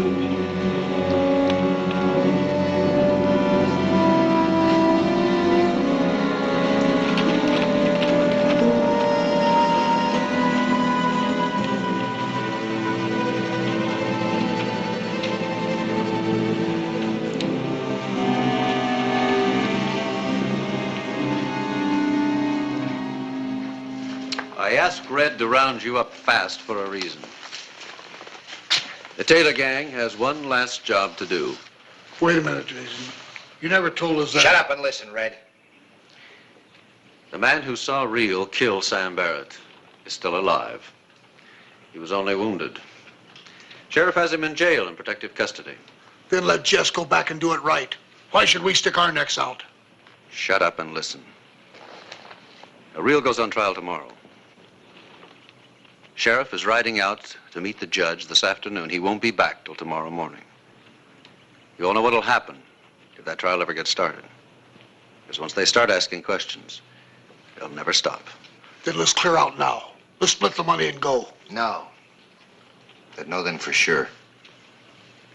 They got us all identified. There'll be no more hiding out. We gotta do it, Red. Do what? You'll keep your mouth shut and listen, I'll tell you. We get the witness and Vic and anybody else in that jail that can identify us. They'll know we did it. How? They'll have nothing to go on, Red. This is going to be very good, like a citizens committee, all worked up by this newsman's editorials. The citizens will simply be taking justice into their own hands. The editor will get killed accidentally. I don't want a lot of stuff in the newspapers every day about why did this happen and who's behind it. Who takes care of Vic? We all do. How?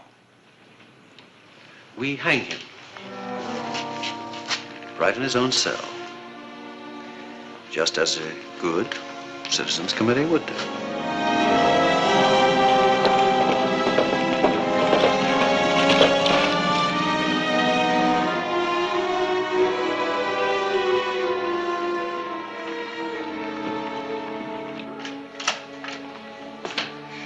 We're all set here. How about it? You still think it'll work? Oh, I sure hope so. Pete? Yeah? Come on in here a minute, will you? Harris, I'll bet my last dollar that Barrett's killing is going to uncover something real big. Yeah, Clay. I want to go over this just one more time. Now remember, the main thing is for you not to make a move until I do.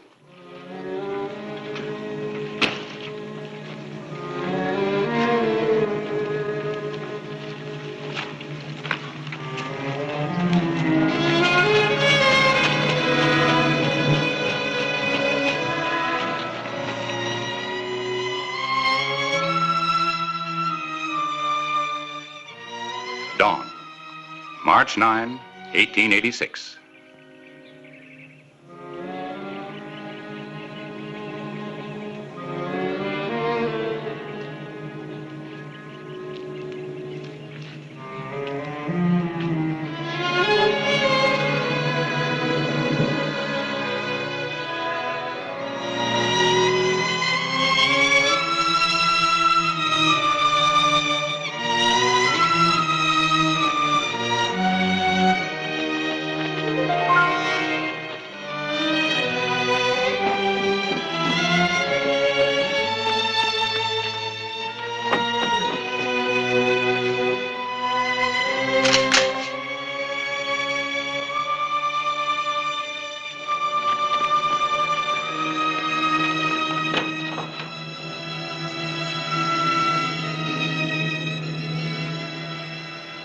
Jason!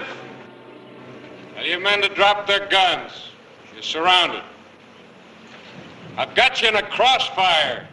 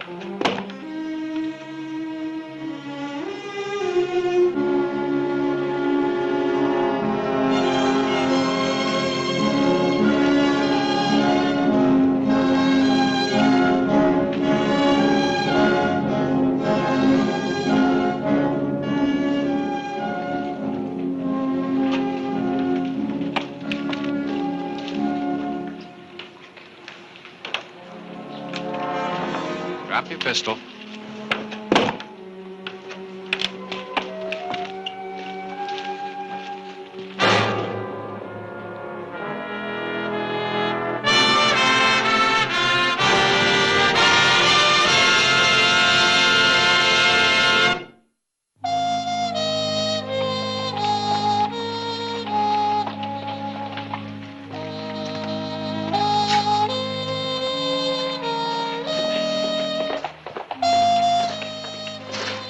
Captures Taylor gang. Couldn't be much bigger, could it? Now what? Say, how's her shoulder? Oh, fine. You know, the Taylor gang was one of the most notorious train robbery crews in the West. And they say it was Sam Barrett's newspaper crusade that made them stop. I only wish he could have known this. Well, maybe he does.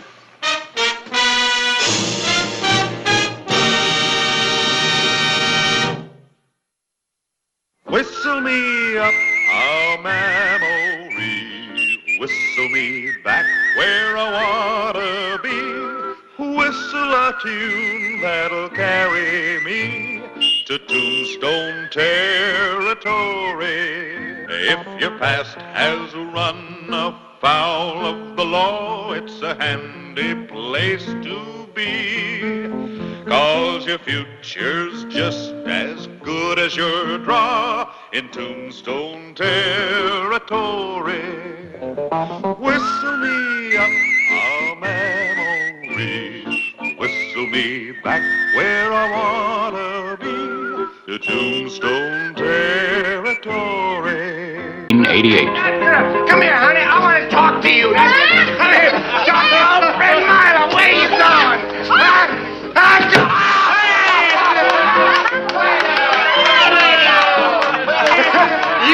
You kicked me that time, Chiquita, didn't you?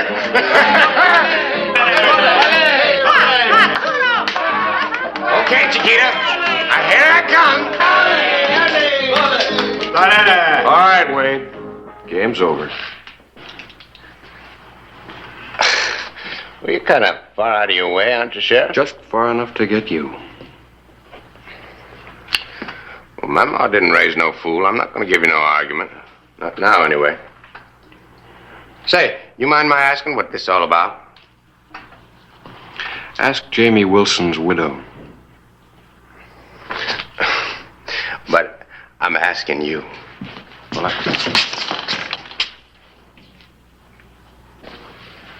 Hey, you're kind of jumpy there, Hollister. Now, you know that I always travel alone. I like it that way. Well, that's good, because that's the way you'll hang.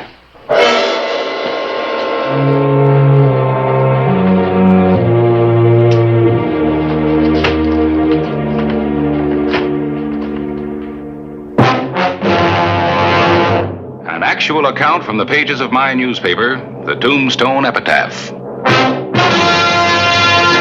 This is the way it happened, in the town too tough to die.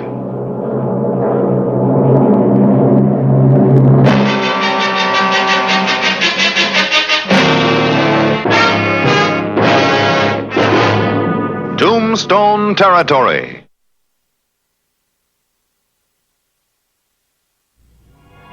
June 10, 1888.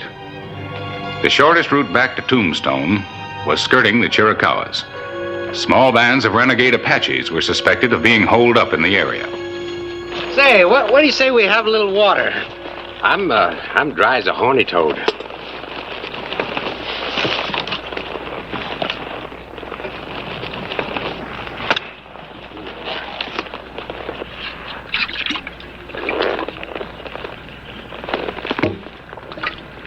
Yeah. Thank you.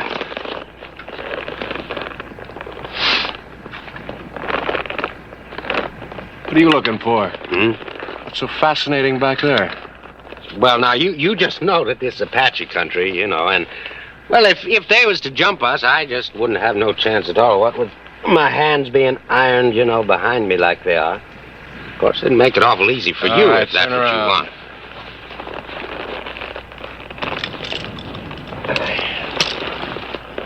Much obliged.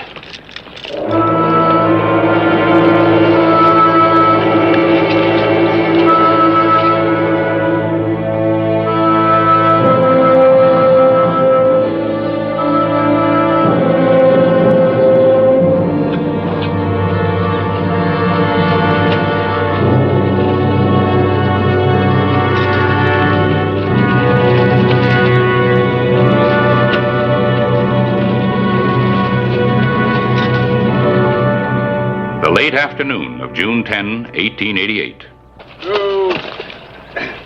Get off. We'll bed down here. About time. Just get away from the horse. You don't take any chances, do you? Would you?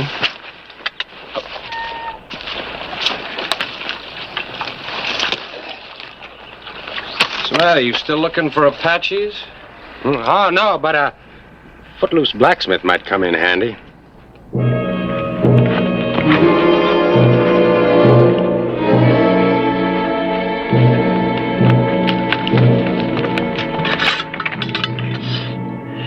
Holster, you're a pretty good cook. One of these days you're going to make some gal a good wife. Let's see how good you are at cleaning the dishes. Well, sure, Sheriff. Anything to oblige. Say, Clay, you know something been bothering me. How come you took me for killing Jamie? Well, to start with, you're riding his horse. That horse? Oh, no, I bought that horse. I got a bill of sale for him, everything. I lost it, though.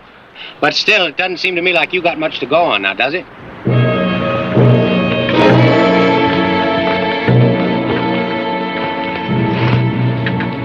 People never learn, Wade. You got a mean streak, can you? Me? Yeah. You might have gotten away with this if it hadn't been for that. I don't get you. Well, it wasn't enough for you just to take the man's horse. You had to shoot him, too. Leave him for dead. Well, he died, all right. But not before he crawled up on the road. He was still alive when he was found. And he named you, Wade. He named you Plain. That don't prove nothing. You see, Jamie always hated me, ever since I shot his kid brother. Well, I did time for that and everything, but Jamie just couldn't let well enough alone. You'll have an opportunity to tell that to the jury. But let me ask you something, Wade. You think they're going to believe you? Oh, now, what's the use of talking, huh? Hey, is that stuff ready yet? Milo!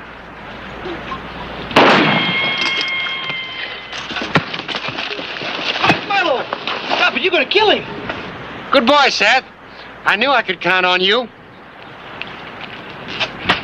Say, just a minute. Let me get these things off. I'll be right with you.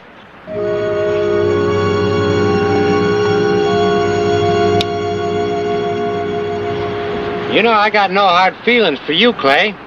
It's just that a man's got to look out for himself first, isn't that right? You know, I never did like this kind of gun. And the barrel's too long for fast work, you know. I guess it's all right for some things, though, huh? Yeah, like murder. Here you are, Milo. Got the horses ready to travel. Good boy. Here, keep an eye on him. Oh, this is more like it. I felt kind of naked without it. Seth, you go on back to the horses. I'll be with you in a minute. You getting ready to give it to me like you did Jamie? He lived a good 6 hours. You'd have enjoyed watching that. Well, go on. What are you waiting for? You ain't gonna shoot him, are you, Milo? No. Now, what give you an idea like that? No, I'm just going to make sure that he doesn't follow us right off. Well, if we take his horse, leave him and get back on him. Hey, I know what I'm doing. Here, you take these cuffs, put them on him. Oh, Clay, would you mind putting your hands behind that tree?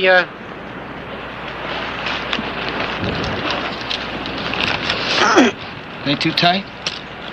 They're all right. Go on, get down the horses. You know, come noon tomorrow, you're going to wish that I had put a bullet through you. That sun's going to cook you good.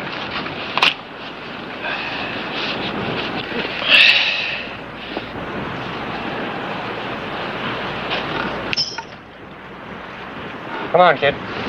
You got a mind like an Apache involving your brother in murder. Now, not even an Apache'd sink that low. Milo ain't never killed nobody except in a fair fight. You lawmen just got it in for him. Can't leave a man alone. 6 years ago, he killed a boy about your age, Dave Wilson. Milo told me about it. Wilson drawed on Milo first. You done a good job on him, Milo. Maybe you will have hanging company after all. You shut your rotten mouth. And nobody's got nothing on... On the kid. Nobody's going to hang. Come on, Seth.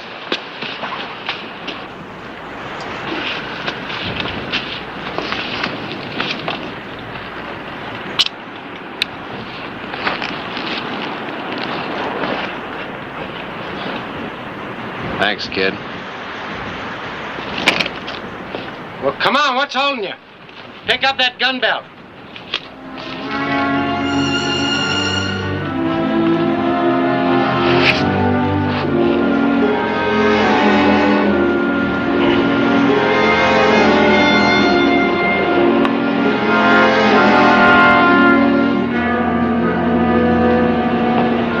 A hot desert wind greeted the morning of June 11.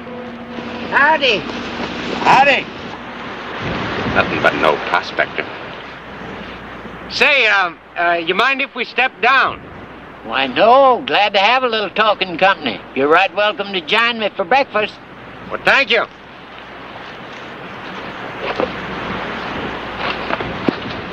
You loosen the cinches on the horses. I'll do the talking.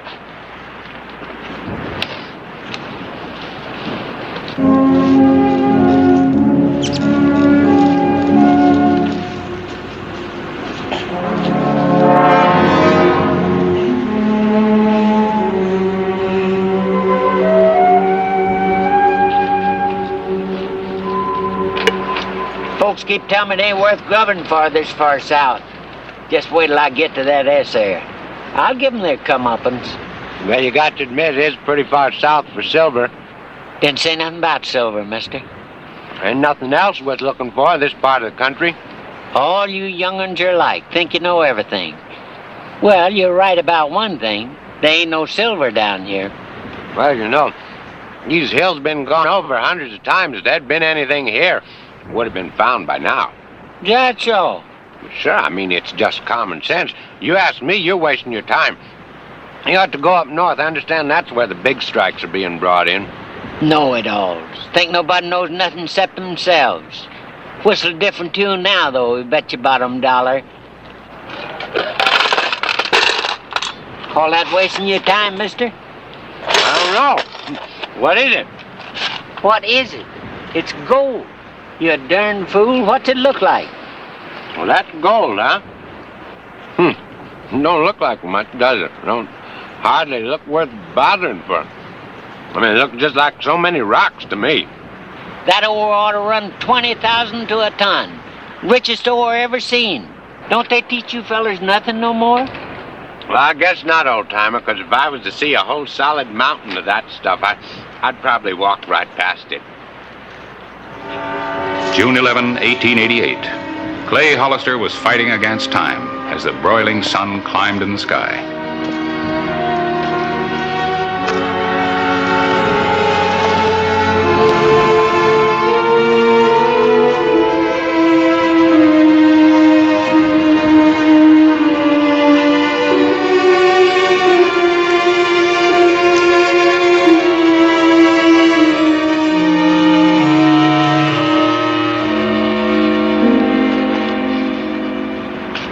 Thought it struck it rich lots of times, but something always seemed to go wrong.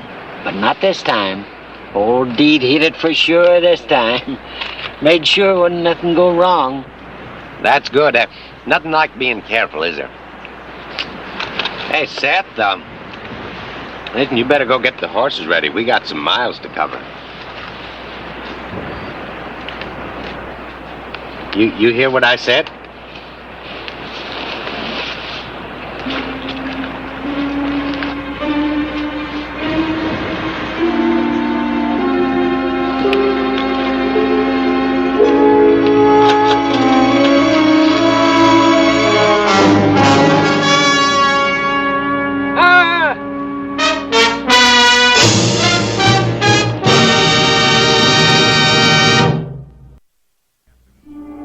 The afternoon of June 11, 1888.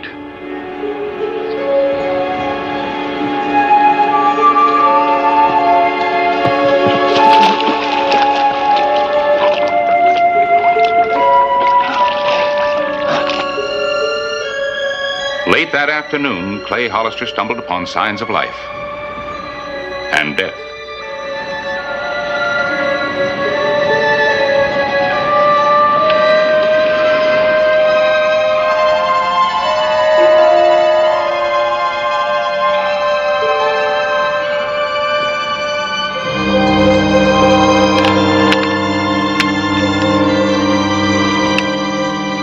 The night of June 11.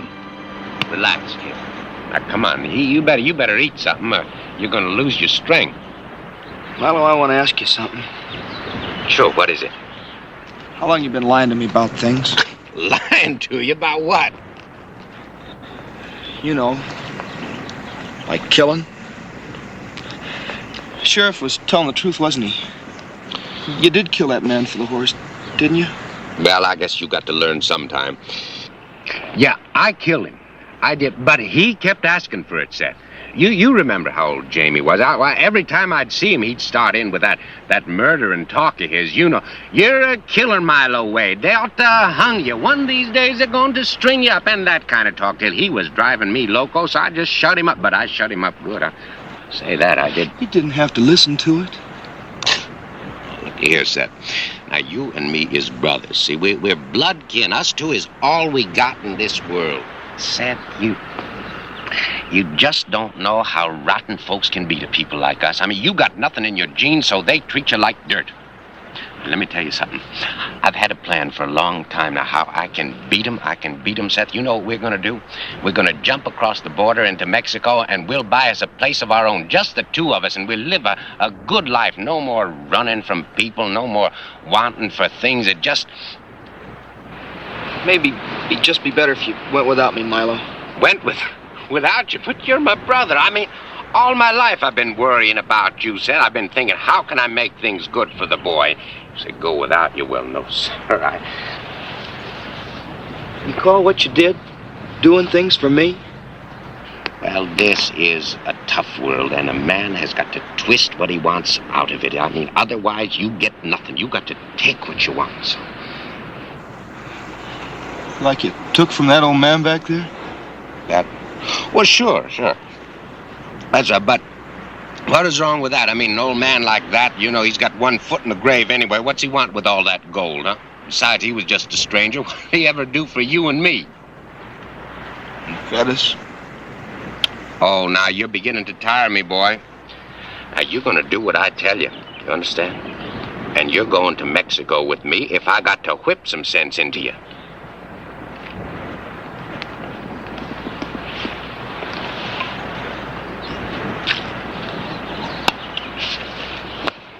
Come on, let's get some sleep, huh?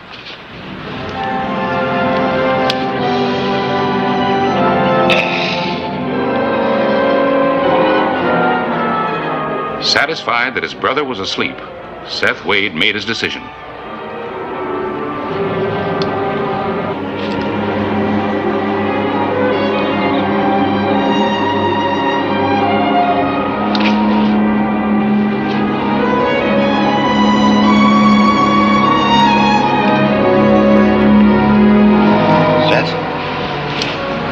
Seth, where are you?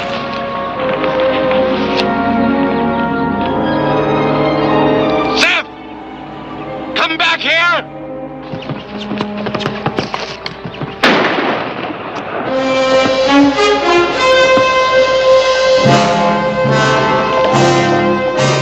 Seth? What'd I do? Seth!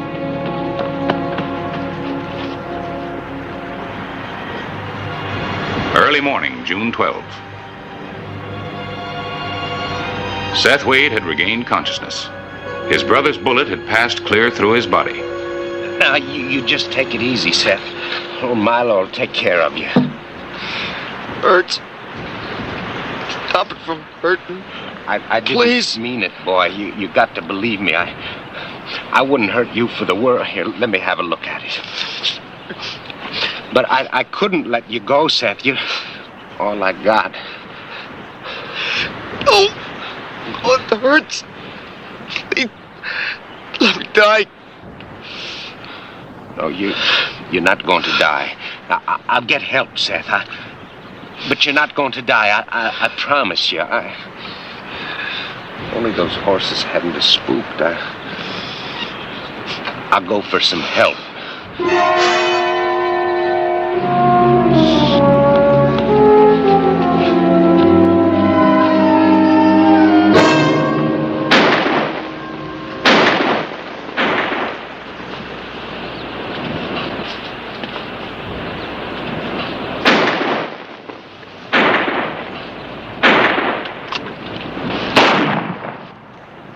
You hear that, Seth? Somebody heard my signal. You just hold on, boy. It's not going to be much longer.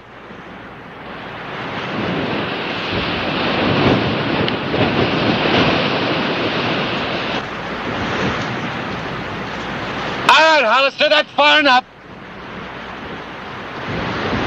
Now drop that rifle. Get off of that barrel. Come on up here. I can talk to you. Come on. I don't know how you got loose, but right now I'm glad you did. Now that's far enough. Now listen to me.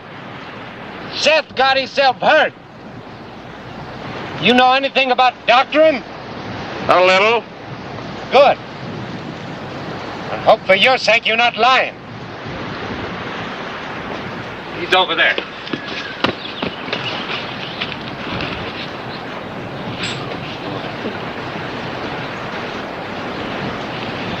How'd it happen? What difference does it make? Just do something, will you? There's nothing I can do. He needs a doctor. Listen, don't lie to me. I swear I'll kill you where you stand. Look, I'd help the kid if I could. You know that. Well, will you help me get him on that burro? Then I'll take him You'll into kill town. him if you do that. Did you do it? Oh, it was kind of an accident. All right. There's a doctor in McNeil, 15 miles from here. There is? Well, maybe I could make it. If you do, the first man that sees you'll put a bullet in you. You've been posted in every town for 50 miles. Maybe so, but I got to take that chance. Real fond of him, aren't you? Well, that's a fool question, of Well, course. you got just one chance to save him. I'll ride for help, but there's a condition. What's that? Give me your gun and wait here till I get back. What are you, out of your mind? Clay.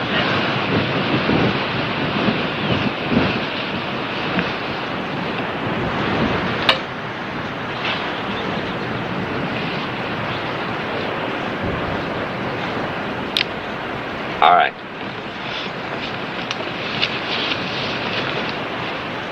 Ride.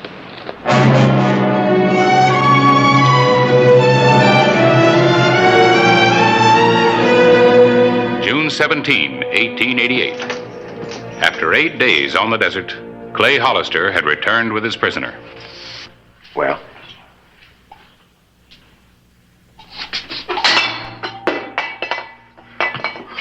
Come on, talk to me. How is he? Well, is he going to live? Yeah, but he'll never walk again. The bullet chipped his spine. It did? Milo Wade began to realize that a slug from his gun had paralyzed his brother for life.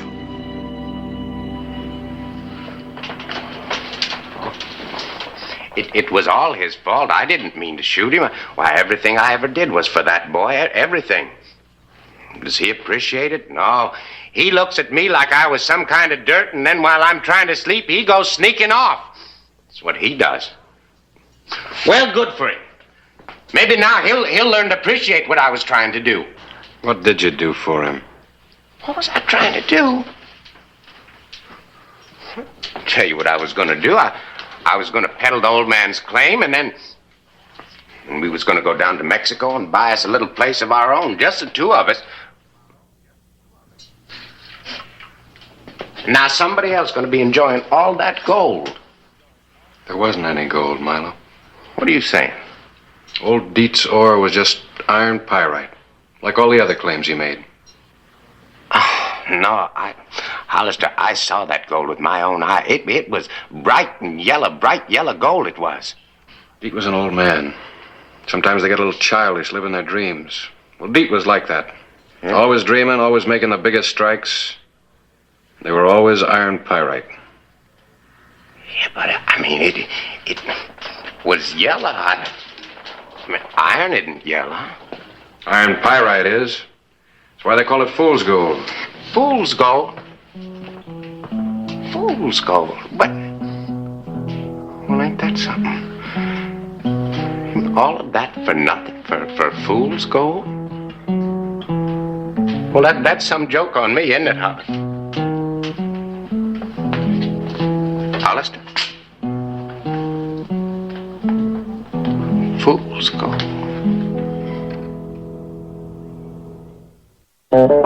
Whistle me up a memory, whistle me back where I wanna be, whistle a tune that'll carry me to Tombstone territory.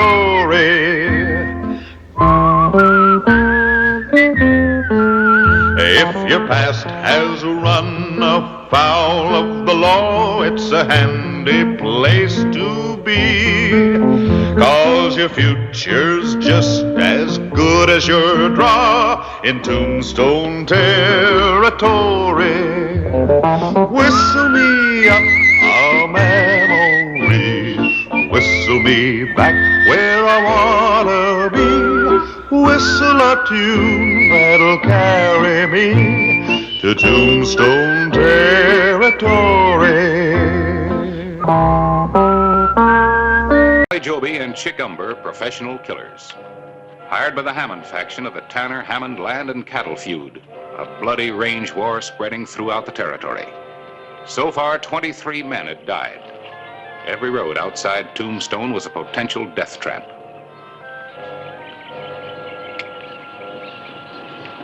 Hey, Joby. Look.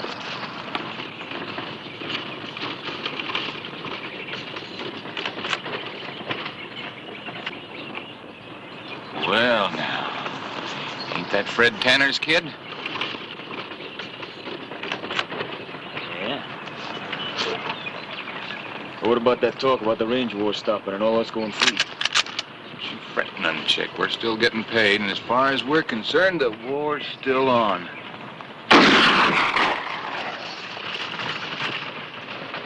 Like a setting duck. Another $50.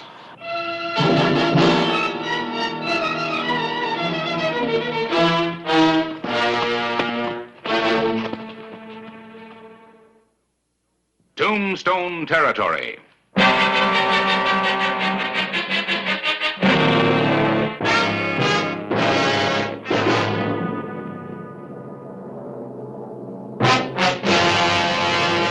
An actual account from the pages of my newspaper, the Tombstone Epitaph. This is the way it happened, in the town too tough to die.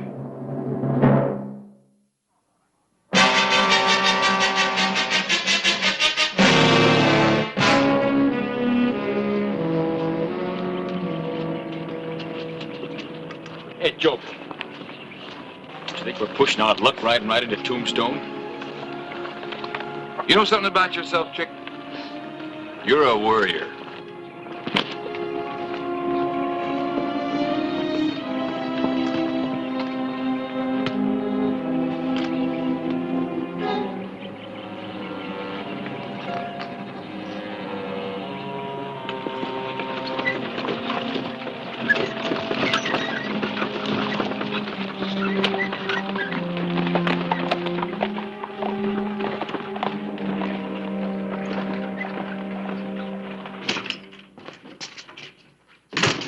Sheriff Hollister?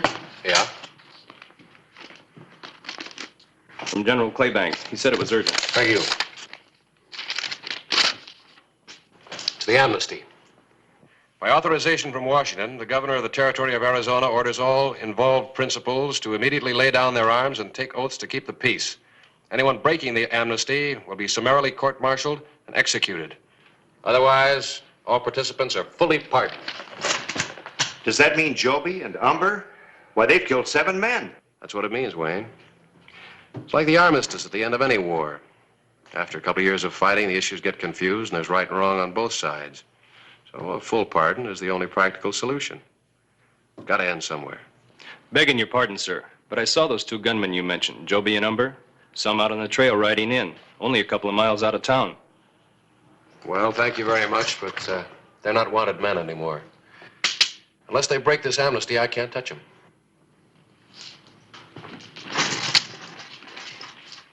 Fred Tanner's in town buying supplies. I'll administer the oath to him. You ride out to Hammond's place and make sure that he understands all of the conditions, and then swear him in. That'll end it.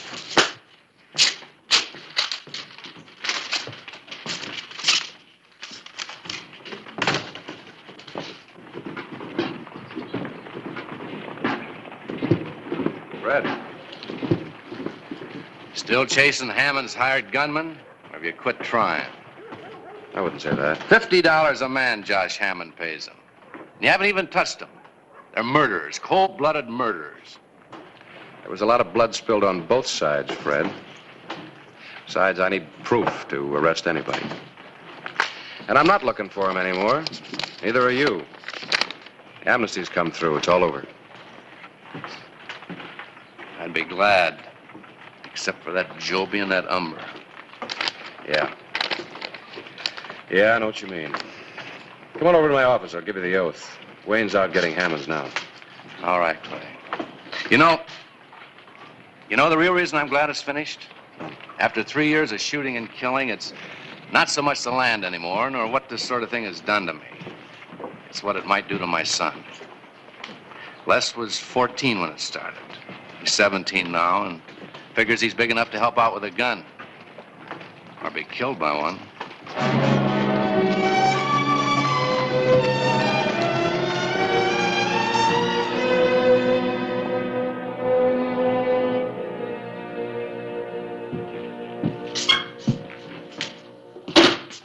Hello, Harris. Hello, Clay. Got some official business for you.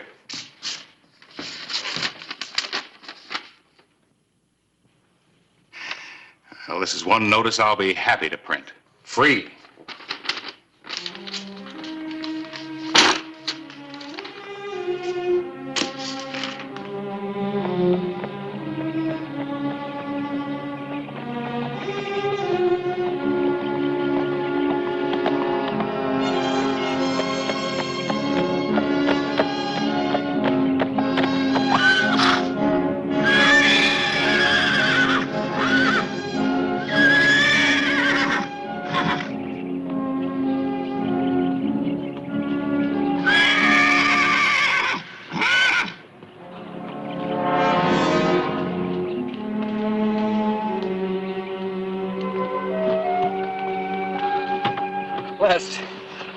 Les, what happened? Ambushed. Don't know who.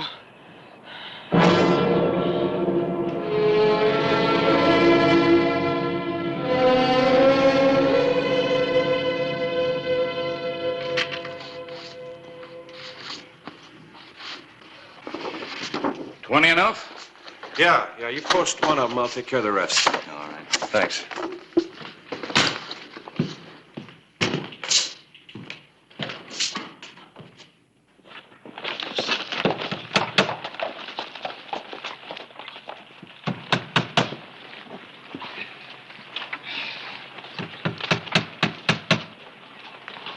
Well, we should do it. Guess we should have come about 15 lives sooner.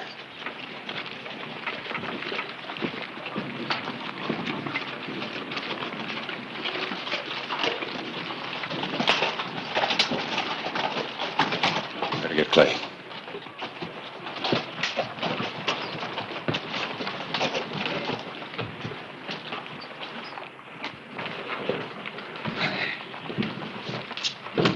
You're the newspaper man?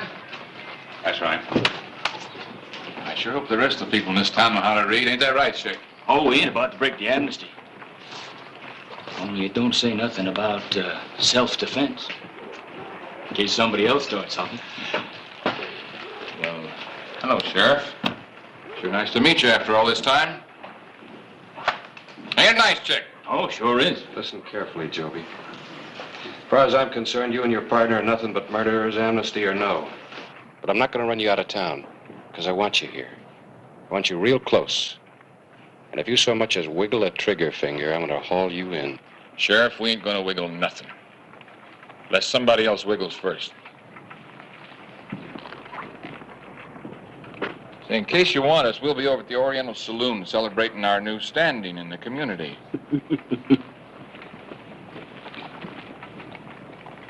They're going to make it a bitter pill to swallow, aren't they?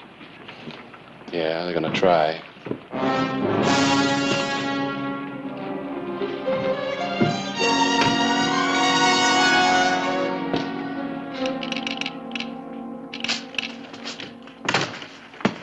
Hello, Ellen. Hi.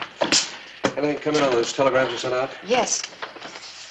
No one seems to have anything definite on them. No, just a chance. I was hoping I could turn up something. Wally Joby, known member of the Wild Bunch, suspected bank robber. No proof or warrant. Provo, Utah. Wally Joby and Chick Umber questioned in killings during Santa Fe sheep and cattle war last year. No proof. And the same thing, Pecos, Texas. There's not a warrant in the bunch. They played it pretty smooth. I still can't touch them. Can't touch them? What are you talking about? Oh, forgot you hadn't heard. Here. Thanks, Ellen.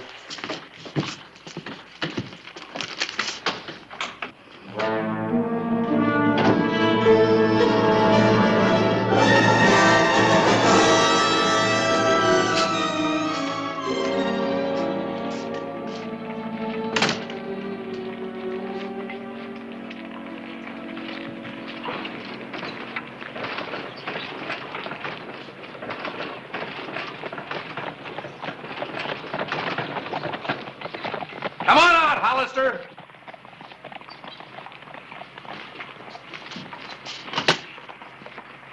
Yes, Fred? Look in the back.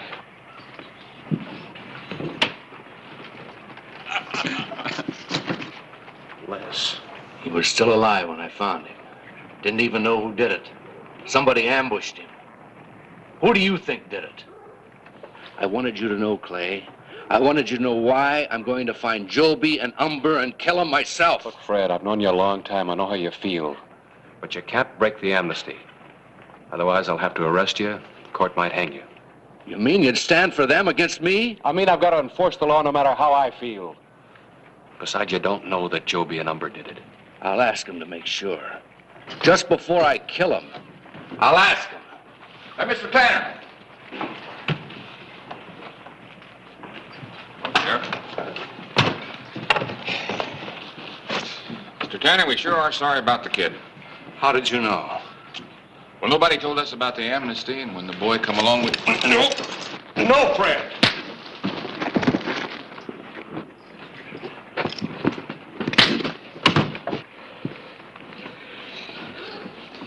I'll be back. Next time, things will be different. I'll bring enough men to do it my way.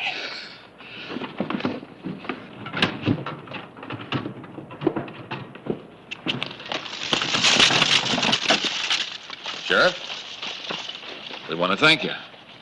You know, we don't want nobody breaking that there amnesty. I don't do anything foolish. Sheriff just got a little excited, that's all. We got nothing to worry about. Not with the law protecting us the way it does. Joby! Something for you to remember. There's one man the amnesty doesn't include. Who? Me.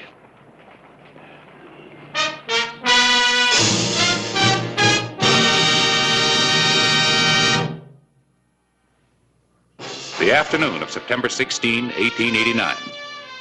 A day Sheriff Clay Hollister stood alone to uphold the laws he was sworn to enforce.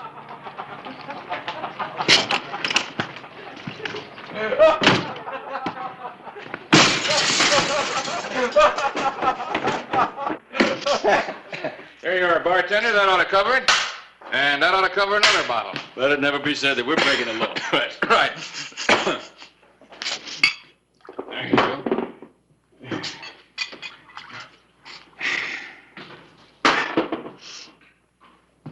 I feel like a little poker, Chick. How about you? Sure. What about Tanner? He ain't gonna bother us none. You saw what the sheriff did. Next time he'll use his gun if he has to.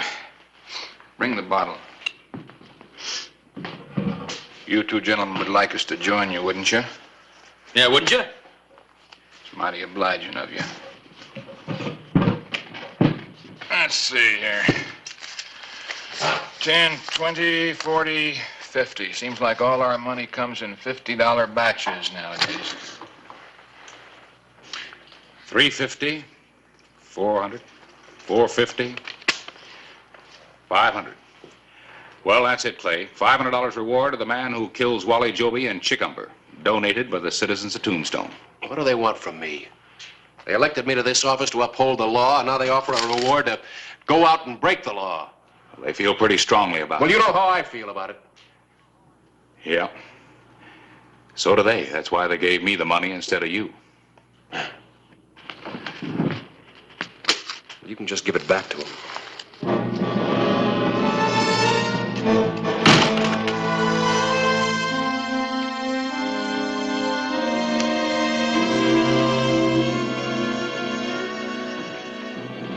An amnesty is a truce to stop wanton killings, a searing medicine to clean the gaping wounds of war, but which can leave little sores of infection to fester and spread. Joby. Oh, Sheriff. I want you and Umber out of town now. Well, 30 minutes ago, you were telling us we had to stay. Well, I changed my mind. Well, you have. Well, we ain't. I said now. Try it. Now, Sheriff, we ain't gonna start anything. You want us to leave, we leave. I guess you're ace high. First town I ever saw where a single and ace beat two of a kind. How much time we got? I sure would like a drink first. 30 minutes.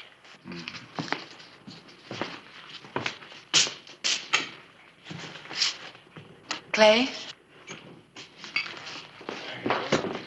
Harris said you probably were here. Outside, Ellen. There's trouble, Clay. At the post office, I overheard them. Most of the merchants, Maddox, Wilson, Richardson, they plan to join Fred Tanner when he comes back. What are you going to do? Well, there's not much I can do except get them out of town. Two killers going free to kill again. If there was only some way we could get them to break the amnesty. They're not about to. I've thought about it. How to force them or even trick them out into the open. I guess it would take something pretty extra special. Yeah, they're hiding behind that amnesty, and they're not extra special. Extra special, that's it. Where's Harris? He's in his office, I think. Thanks. But I haven't completed a conversation with you all day.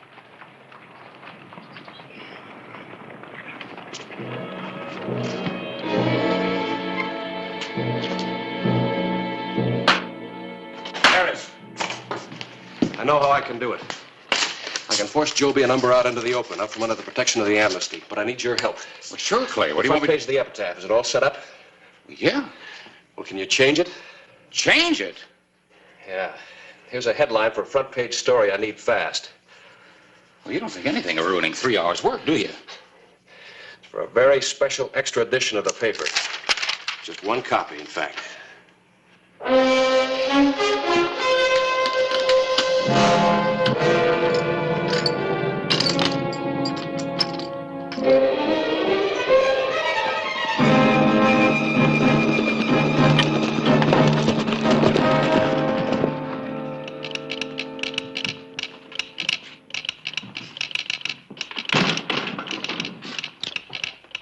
Just a moment, please. Now, may I help?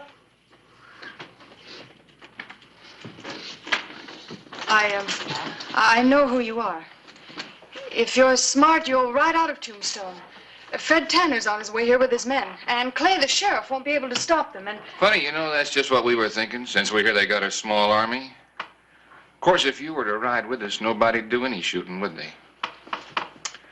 So I figure we'll just wait here till Tanner gets here, and then you and me and Chick will just sort of Mosey out of town.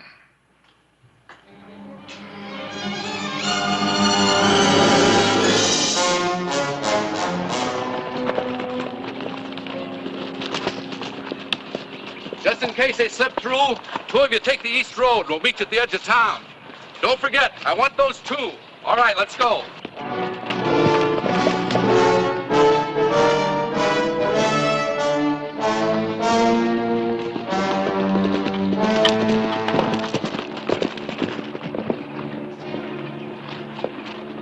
At the request of Sheriff Clay Hollister, I rolled out a special edition. Amnesties restricted to members of Tanner Hammond families only. All hired killers and gunmen to pay for their crimes. 15 minutes. Quick work. I'll just make sure they see it pronto. Yeah, I'll be waiting for you.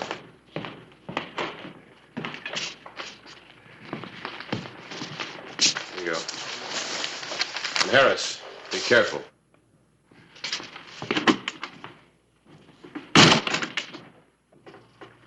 Hey, Chick, let's load the saloon, just a couple of bottles. While we're waiting, we might as well get a little sociable. Seems like no time to be messing with drinking, Wally. You just quit thinking, get it.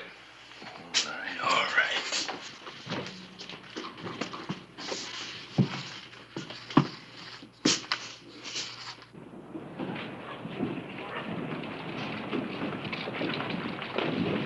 Humber, the sheriff's looking for you. Yeah, what for?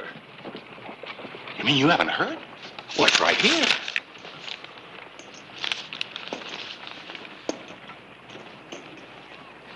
They can't do this. They can't do this.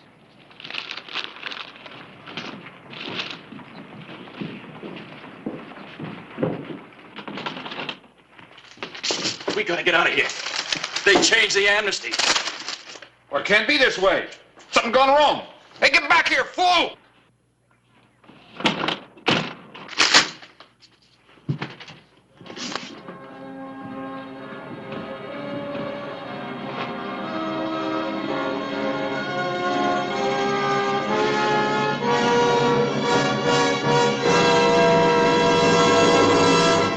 Get away from that horse, Sheriff.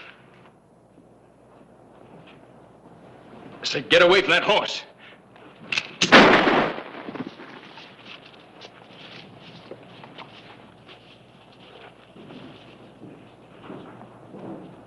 Tanner. Yeah. And where's Joby? Telegraph office, I think.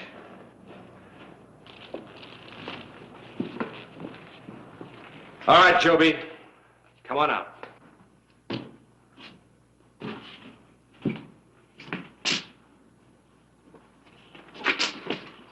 Now, don't ask for it.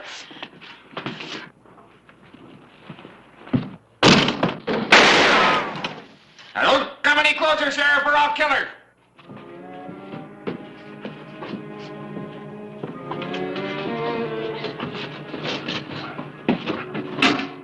You can't get away with this. Why not?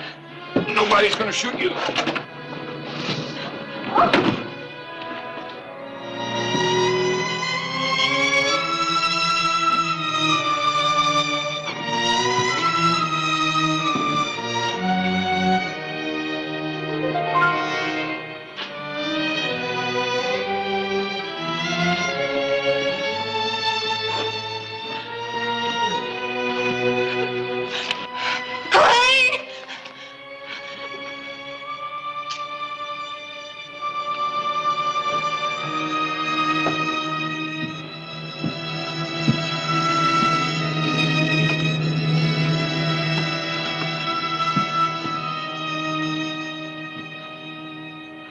Let her go, Joby.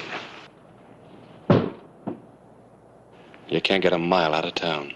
I'll make it. You think Tanner's gonna let you go?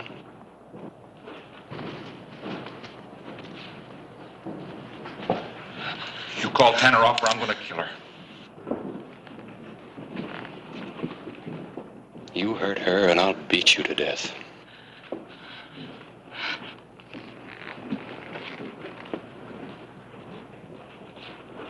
Joby.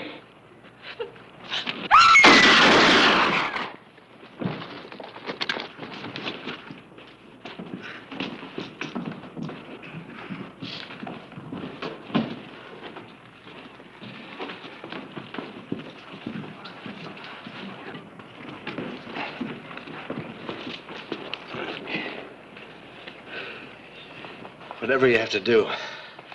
I mean with me for breaking the amnesty. It's all right, Clay. I don't care now. When they shot at me, Fred, they lost their protection. Terms of the amnesty have been carried out. For those that broke it, they asked for it. Execution.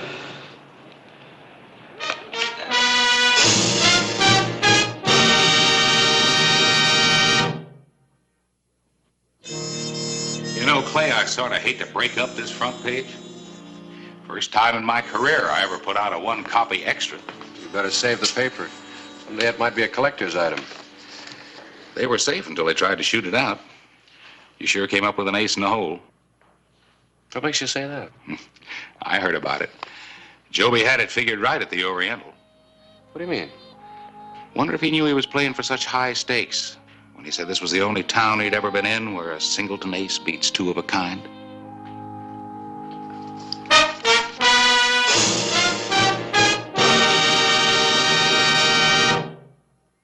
Whistle me up a memory, whistle me back where I wanna be, whistle a tune that'll carry me to Tombstone territory.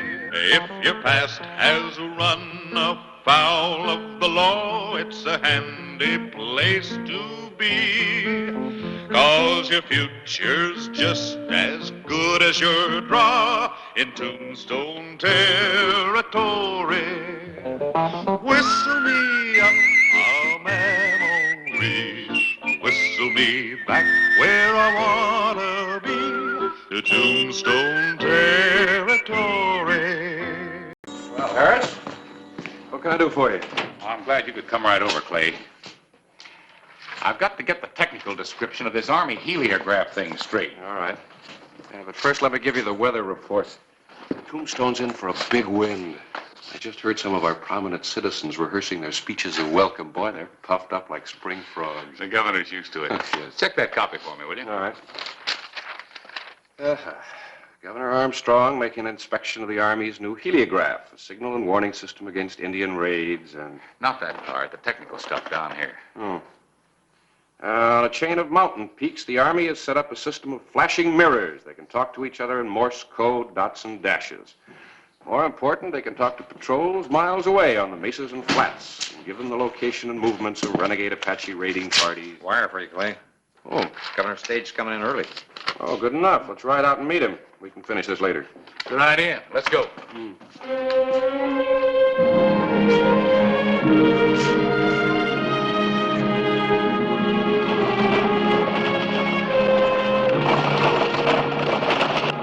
There they come. They're running loose.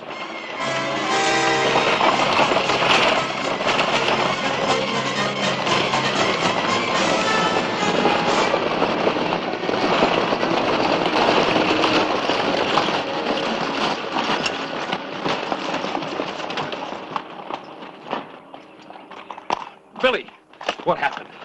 They got him, Clay. Swooped down just like hunting hawks and got him.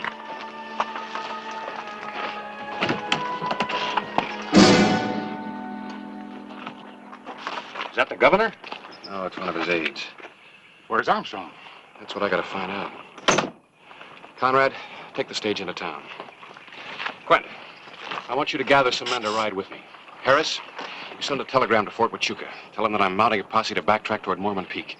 Have the heliograph station on the peak signal me what horsemen are working that area, right? Let's go.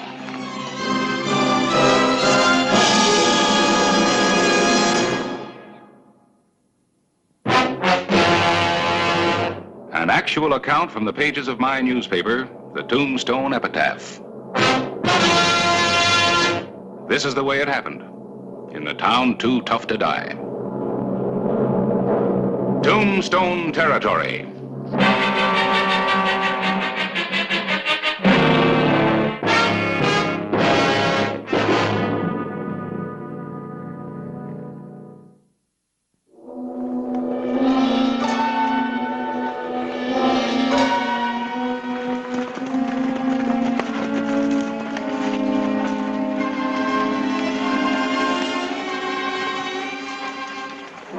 saying now? Spotted 5 riders in the Cochise Gorge. Let's go.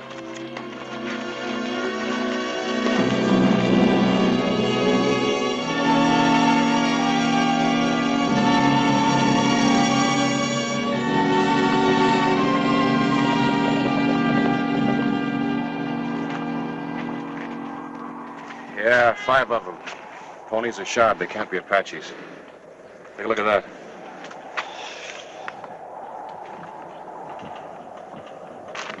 How can they tell where they're going? With every swig of that, you get a free snake. Yeah. Let's put out flankers and comb the canyon. No, you're not going in there. Why not? Box Canyon. Perfect trap. Well, if we know they're in there, and they got the governor. We ride in together, they could scratch us out with one volley. Grant, you and I will go ahead. Right. Harris, you and the others block the mouth of the canyon if there's any trouble.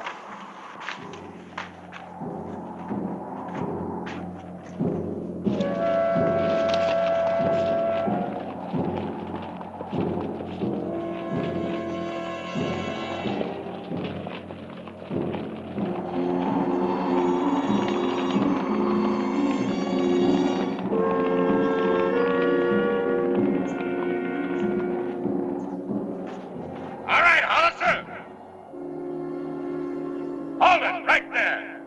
Governor Armstrong, with Frank Banner behind him. Drop your guns and keep coming up, Hollister, alone. I'm not a patient man. Now get up here before I start diselecting me a governor. Call him up here. Sheriff Hollister! There are only 4 of them. Signal your men and charge them. Send your boys back to Tombstone, Hollister. And you come up here. I'll pretend to pull out. I'll send the boys back in along the sides of the canyon. No, do what he says. Tell Harris to take the men back to Tombstone. We outnumber them. It's not going to save the governor. You gonna do what I say? Or shall I kill him right now? Take him back, Quint.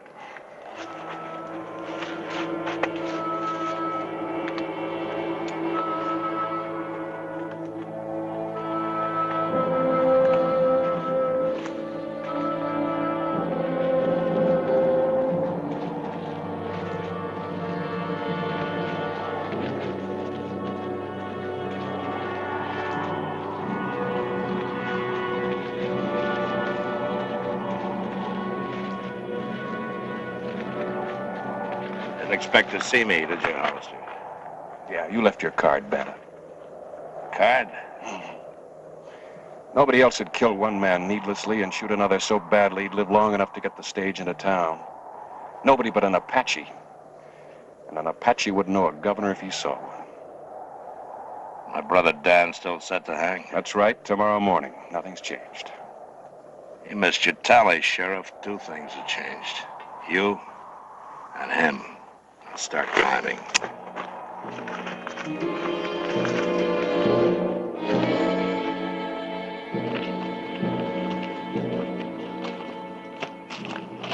Where's the Army crew of the heliograph?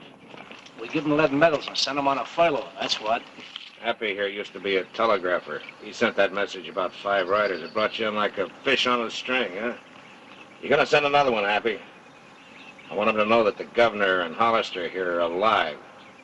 But I'll kill them both if they don't clear the area of all patrols and posses. Bear, you tie them up and put them in the cave, huh? Come on.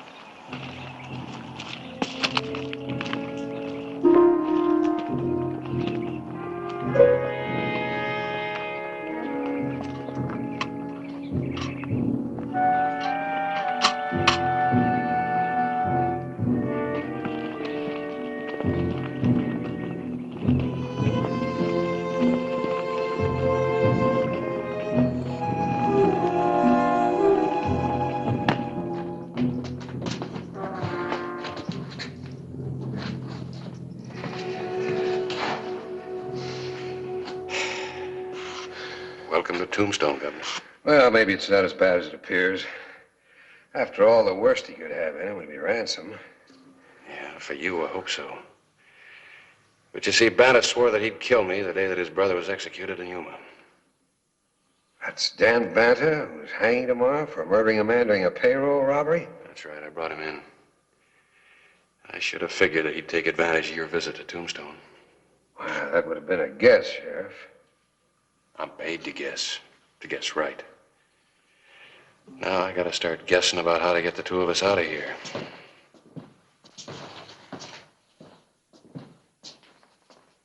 Now that we've sent our little message, we're gonna have a talk. The governor, the law gun, and me. Talk. My brother Dan's set to die in the morning.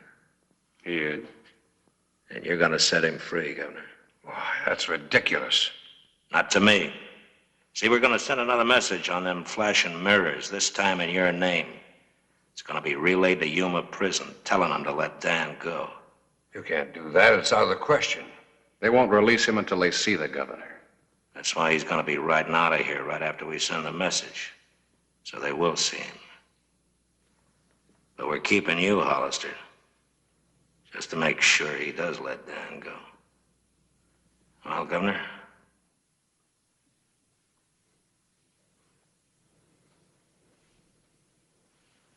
No. You sure? Well, we're gonna have ourselves a little trial. Trial? Hollister, you brought Brother Dan into court, and the governor here rules the courts. I'm not here, because I'm the law. So you're both on trial for murder, Dan's murder. And Stark and Bear here are gonna be the jury. You know, you can't spill blood without talking. Talking means justice, and we're gonna have justice. So do you both swear to tell the truth, the whole truth, and nothing but the truth? About what? About killing my brother Dan. You're hanging him tomorrow. No, the law is. You're the law, so you're hanging him. Why? For murder, as I understand it. As you understand it. Would you know my brother if he walked in here right now? No. You hear that, jury? He's willing to hang a man he don't even know to look at. But you'd know my brother, wouldn't you?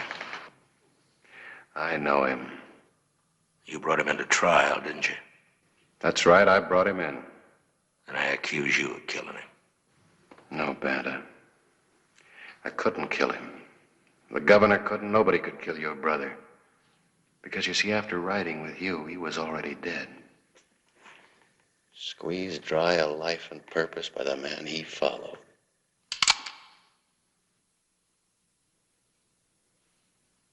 You killed your brother, Banta, and nobody else.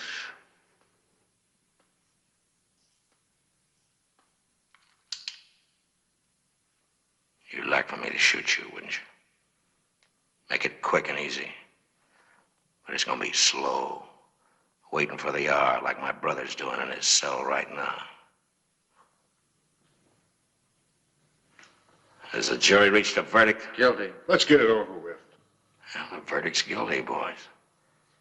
But I'm not gonna kill you right now. Because I sentence you to hang by the neck tomorrow morning when Dan hangs. By the neck until dead. And you've got all night to think about it.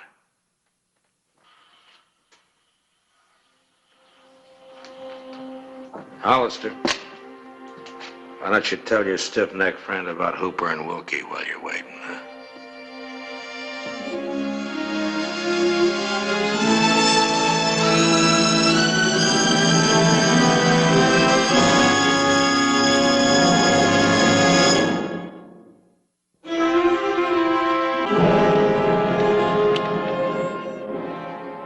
What were those men Banta was talking about?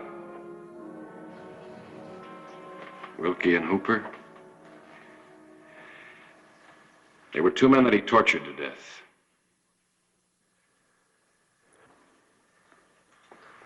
How? I'd rather not say. Banner's got some things in his head that an Apache squaw wouldn't think of. Well, then this isn't just a bluff. He isn't after ransom. He He really intends to hang us? If that's all he intends to do, we're lucky. It's almost unbelievable. It's like a nightmare. A couple of days ago, I kissed my wife and my children goodbye and set off on a routine tour of inspection. Now, I'm a public servant, Sheriff. I'm a family man. I'm not a hero. Who is? Well, but it's different with you. You've lived around death. No, Governor, you never get used to death. But you don't understand.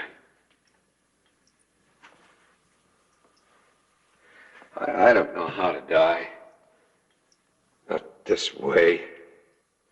Slowly. For no purpose at all. Governor, another public servant once said, the highest purpose a man can serve is to cherish life and accept death with the same heartbeat.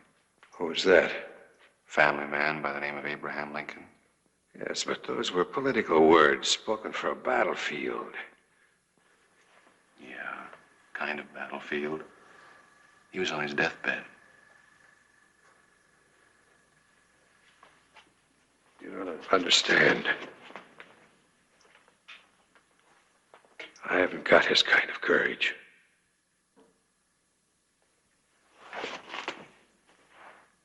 Governor Armstrong, Bata feeds on fear. And every time we deny it to him, he dies a little bit. Deny him your fear, Governor.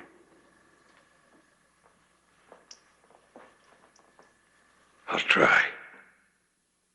Lord, help me. I'll try.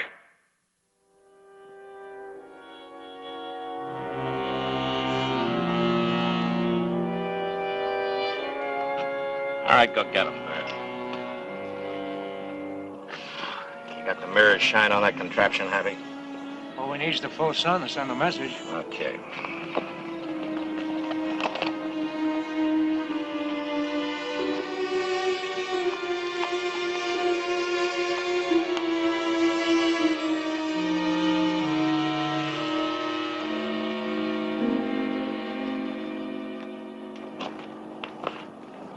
Come on over here, Governor. I want to have a talk with you. I got a horse all ready for you over there, Governor. For me? I don't understand. You're letting me go? Well, I'm going to give you one more chance. Now, I want my brother Dan. Happy will flash the message, and you can ride off of this mountain free as cottonwood down. Huh? How about it?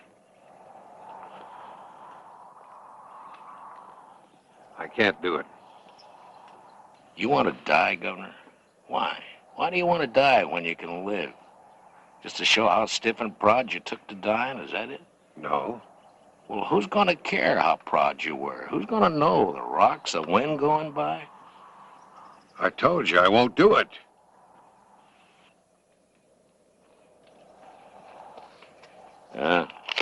Maybe you'd like to write something, Governor, huh? Note to the wife, huh? Wookie did. It's a real pretty note, too. All about how she should treasure life and how he was going to miss the sight of running antelope in the sun or hawks circling in the sky. You know, that sort of thing. It's real pretty. You want to write something, Governor? I'm waiting, Governor.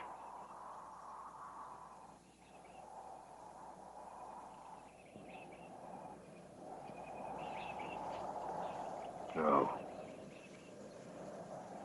I said I'm waiting! No. All right, set him up!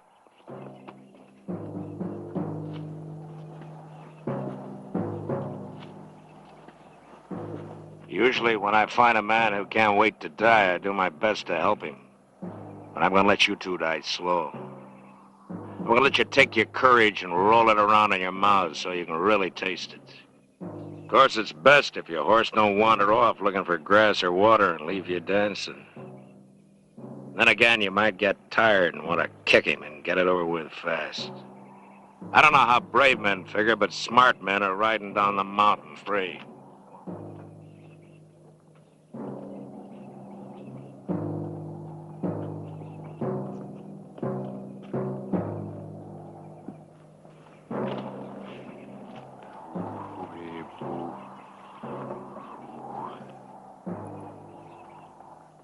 You sure, Governor? Okay.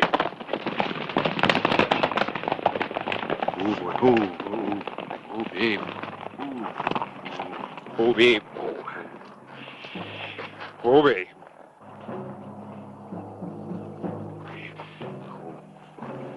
Governor, I want to try something. Can you sing? Sing a song? A song? Yeah, anything, just to quiet the horses. Black, black, black is the color of my true love's hair. Her eyes are something wondrous fair. La la la la la la love. I love the ground whereon she stands. Black, black, black is the color of my true love's hair. I love her eyes. La la la la la la la. Love. I love the ground whereon she stands. La la la la.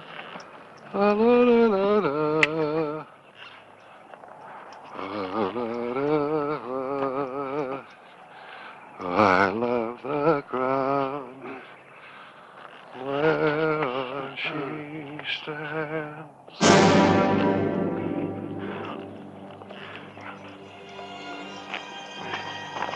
Ooh. Oh.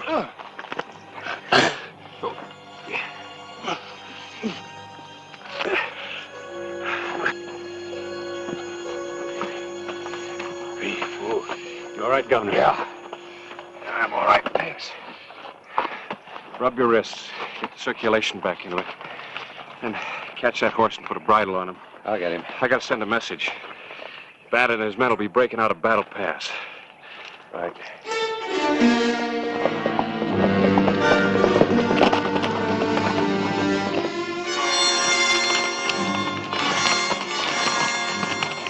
Riders in the flat, headed this way. Cavalry. They must have spotted us, Frank. Yeah, let's head back through Dead Man Canyon. Come on.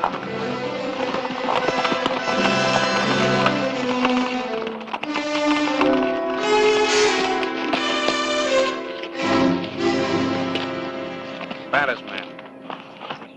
Cavalry turned him, we'll cut him off. Just the two of us? How?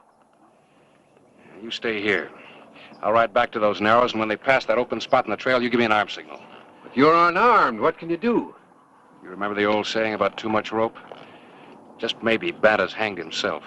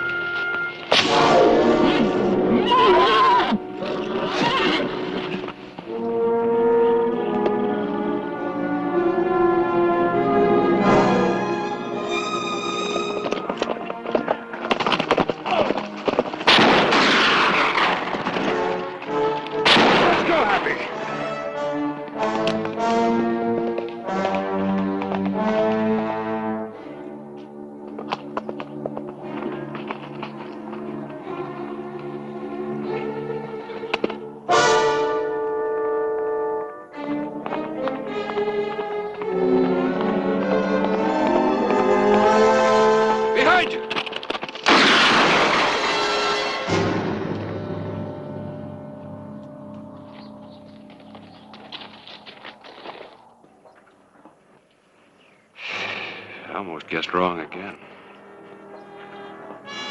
Let the cavalry take care of those other two.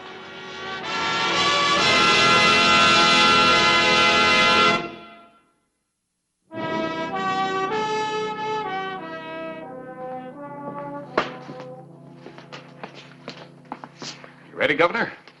The whole town's out there waiting. Yes, I'm all ready. You coming, Clay? Yes, sir. Excuse me, sir. Here's some notes from your speech we found on the floor of the stagecoach. Afraid there's a little blood on them. Those blood stains will be all the notes I need. I'm not talking politics today. I'm going to tell the people of Tombstone about their sheriff. Well, now, sir, I'd kind of take it easy on that if I were you. See, sheriff's on the program, too. You might have quite a piece to speak about the territorial governor.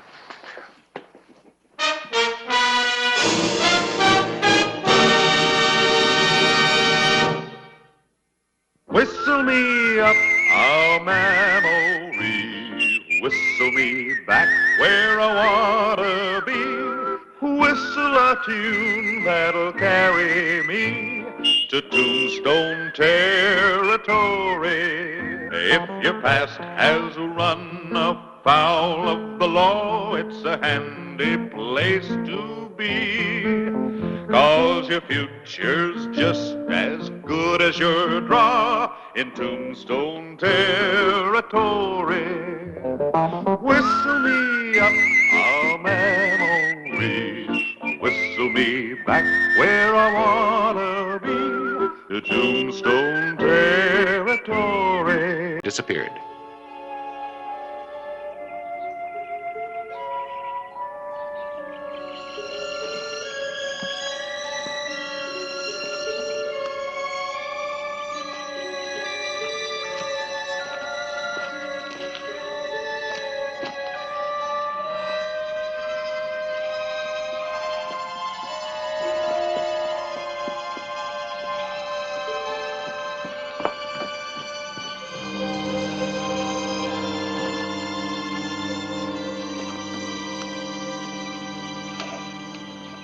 Any mail, Bert?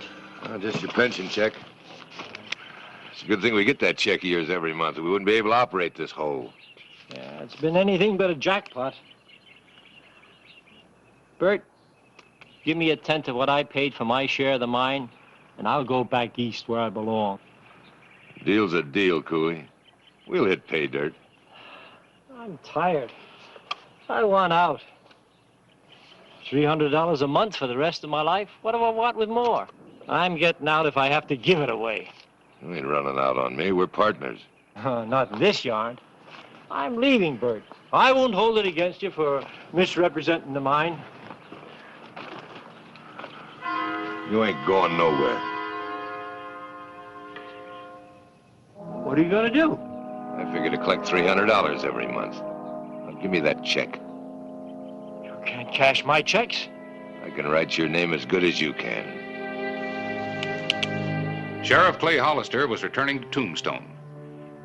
He heard a distant shot.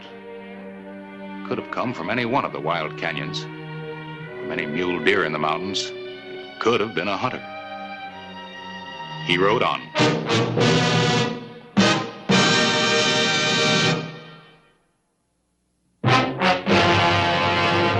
An actual account from the pages of my newspaper, the Tombstone Epitaph.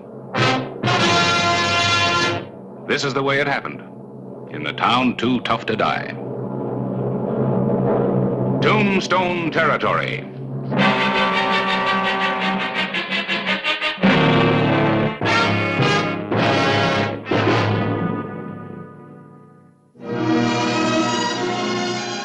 Late afternoon, August 12, 1881. I had a pretty visitor.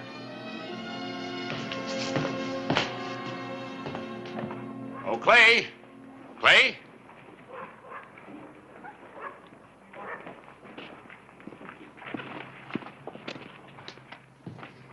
Oh, Harris, what is it? Come in a minute. What's trouble? No trouble that I know of. Miss Nancy Cooley, this is Clay Hollister. Miss Cooley, Hello, Mr. Hollister. Miss Cooley just came west from Philadelphia to locate her uncle, C.J. Cooley. Oh? He's my only living relative. He came to Tombstone for his health. How is he? Oh, well, I haven't seen him recently. He spends most of his time at the Jackpot Mine. He seldom gets into town. His partner, Bert Foster, usually gets the supplies and picks up the mail. What kind of a man is Mr. Foster? Oh, he's a gold miner, an ex-cattleman. I'm worried about my uncle. He hasn't been answering my letters recently. Well, that is kind of funny. I've heard him speak of you many times, how he'd like to do something for you if things went well. Have they? Well, sometimes old Mother Earth doesn't like to show us where she keeps her valuables hidden. Mr. Hollister, can you help me get to the mine? Well, I'd be glad to, but it's quite a distance. It's a little late to start today. I'll get a rig and pick you up tomorrow. Thank you both. I'll be at Russ' house.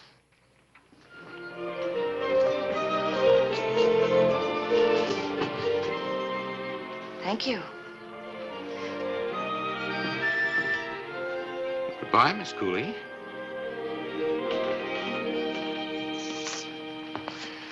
Ex-cattleman. Well, I guess there's no point in telling her that you arrested Bert Foster for cattle rustling a couple of years ago. No point. Besides, nothing was ever definitely proved. A lot of dirt never gets cleaned up. Bert never forgave you for that. I never forgave myself for not getting him convicted. Be good seeing Bert again. It'll be good to see Nancy again. Beautiful girl. Of course, you could send her out with one of your deputies. But I guess our sheriff likes his sheriffing. You could be right.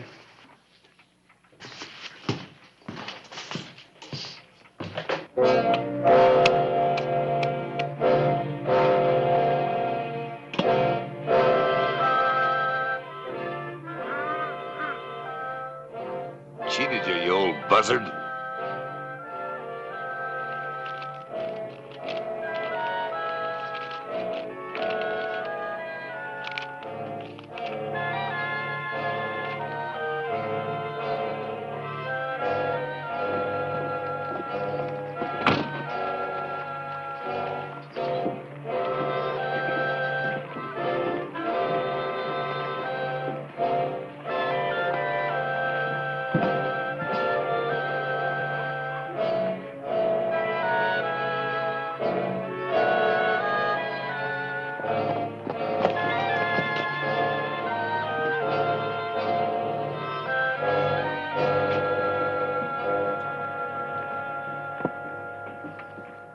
Call again.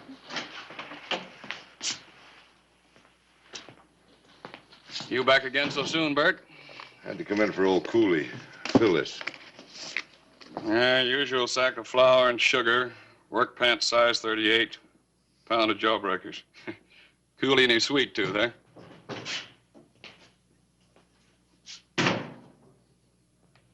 A box of 45s.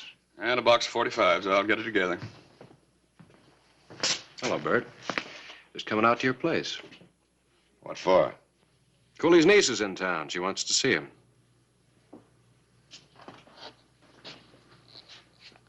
I never heard of any niece. I thought I'd take her out. Well, if she wants to see old Cooley, she'll have to wait till he gets back from prospecting. Maybe a week, maybe longer. Oh? You're not working the jackpot? Well, that's none of your business, Sheriff. But it ain't unusual for old Cooley to go out looking for new diggings. Here's everything on Cooley's list, Bert. Jawbreakers and all. Jawbreakers? Cooley has them set out by the bushel. Well, Bert, what do you want me to tell the girl? She may still want me to take her out and have a look around. Don't, Sheriff. If you don't stop meddling in my affairs, you may just give me the excuse I've been looking for.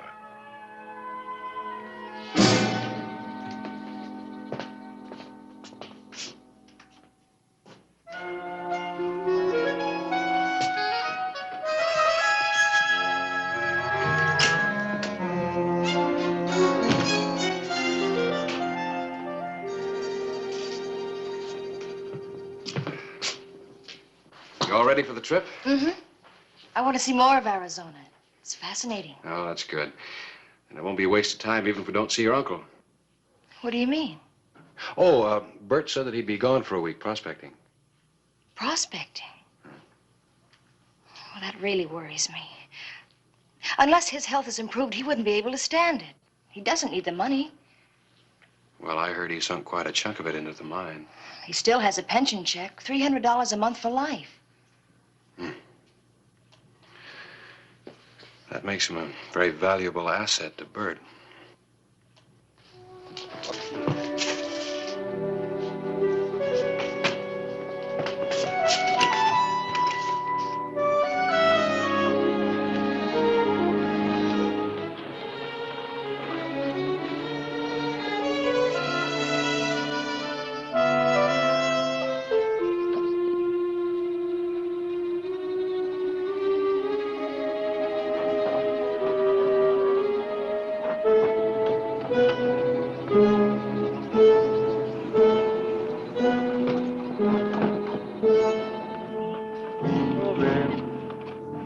It's beautiful.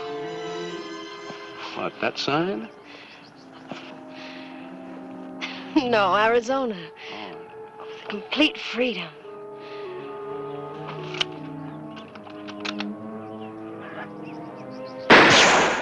Hop, babe, hop. Come on. Hop, hop, hop, hop. Oh, babe. Could be he doesn't know who we are. You stay put.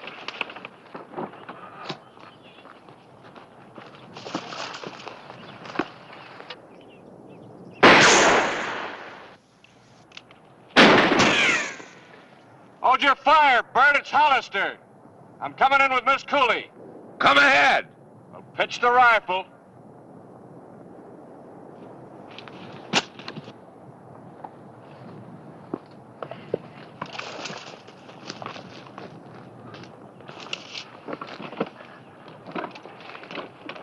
What's up, babe?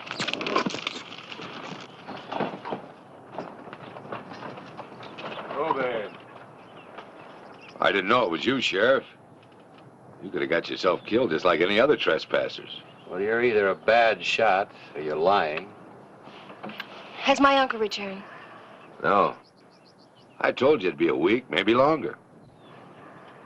Maybe you'd like to leave a note in the bunkhouse, Nancy. I'd love to. Go ahead.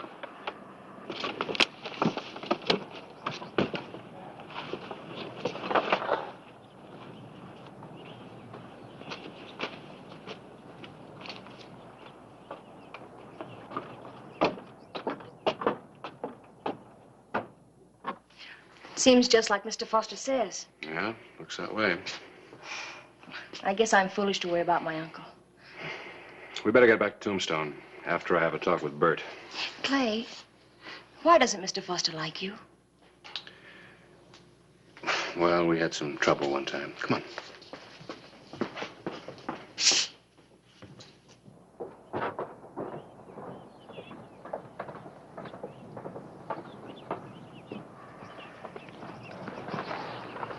Satisfied?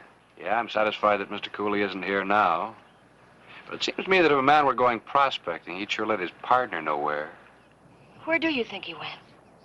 Well, why don't you ask him when he gets back? I ain't curious. When he does get back, tell him I'm waiting in town. But he doesn't go to town anymore. Trip tires him out. Oh? But he's still strong enough to go prospecting for a week. Well, that's different. When you're after gold. Yeah. Anyway, miss, when I see him, I'll tell him. Don't you mean if you see him? What are you trying to say, Sheriff? All I'm saying is that if Cooley doesn't show up soon, I'll be back to find out why.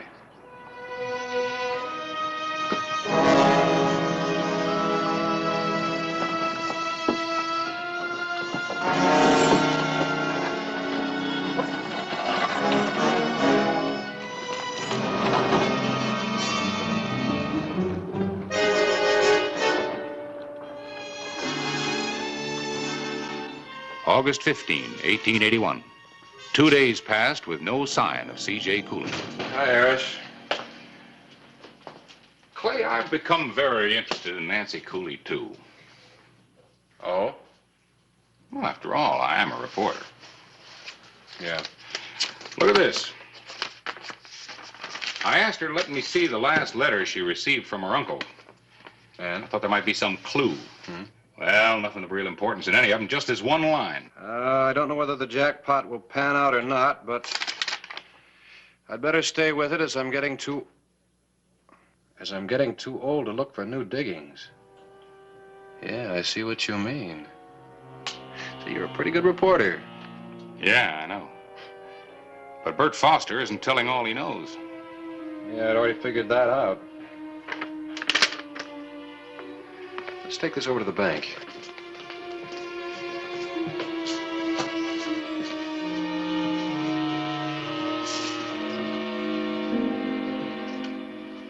Mr. Bradley, did Bert Foster cash Cooley's pension check here a couple of days ago? Well, he does it often. Anything wrong, Clay? Maybe. Have you still got the check? Yeah, it was going east in the mail today. Let's see. We suspect a forgery, Jim. Looked all right to me. Took for granted it was Cooley's signature. What do you think now? Does look a mite wobbly. Let's check it against his signature when he opened his account. Here someplace. Here it is. Well, now. Does look kind of fishy at that. That's enough to go on. Had we better tell Nancy what we suspect? Oh, his niece. I saw her right out that way this morning, just as I was opening the bank. Clay reasoned that if Bert had murdered Cooley, he wouldn't hesitate to kill Nancy. Gravely concerned about her uncle, Nancy Cooley had rented a horse early that morning and started for the mine alone. She had a good 3-hour start when Clay rode out in a race against time and death.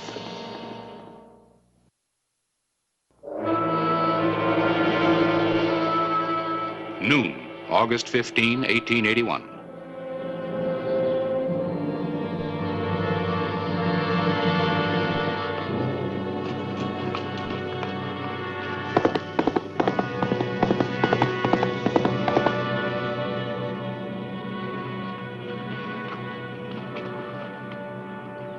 Where's the sheriff?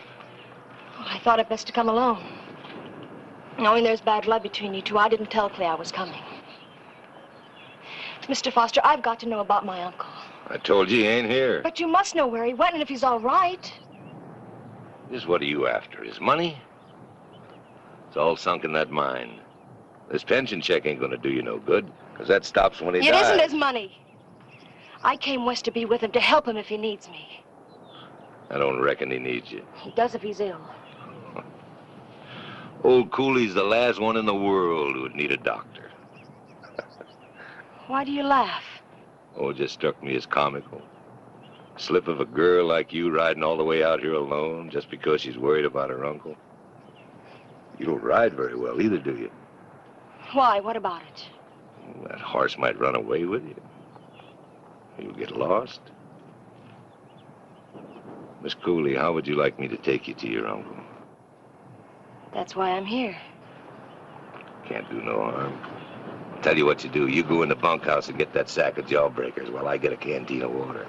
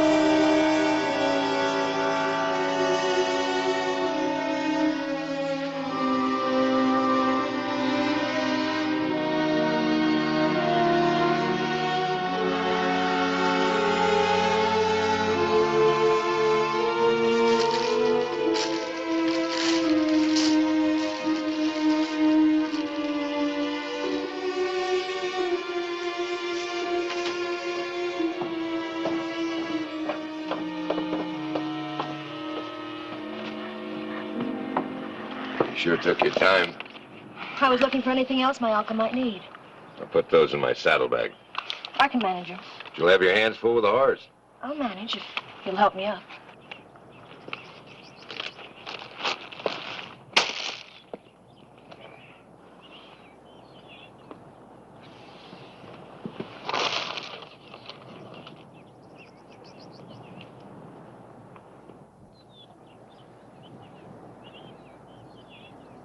Where'd you get this? I thought my uncle had forgotten it. Old Cooley never used a gun. I even forgot he had one.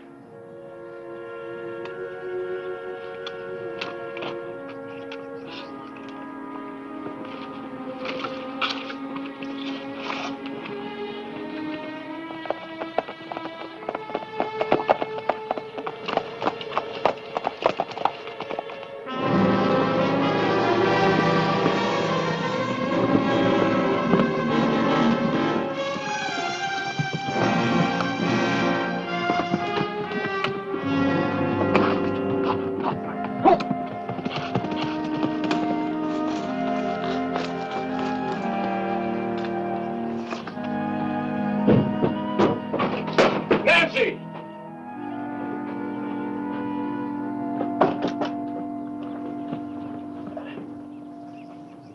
Nancy!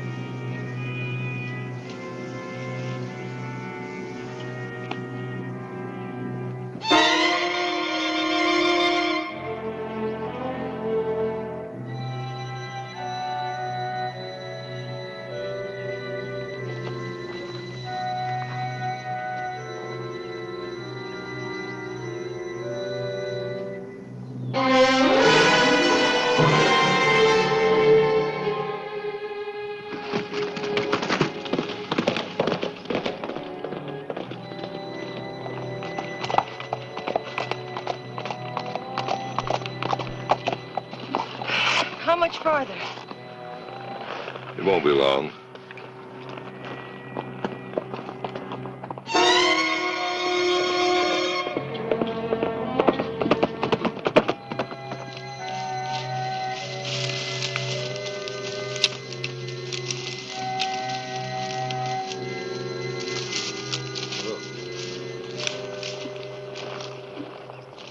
Where's my uncle?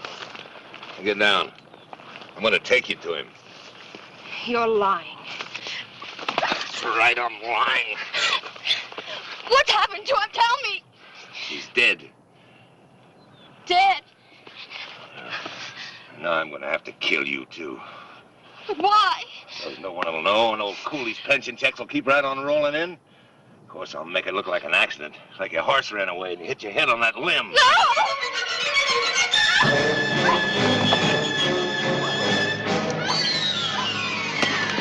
Let it go, Bert!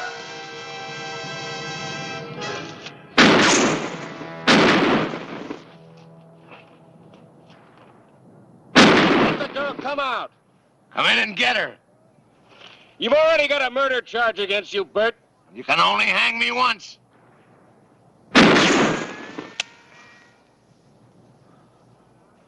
Come on out or I'm coming in after you. Come on in, but don't shoot. I'm out of shells.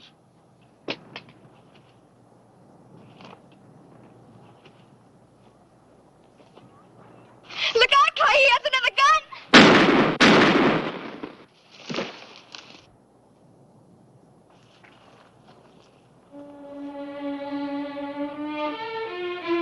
You old son of a gun.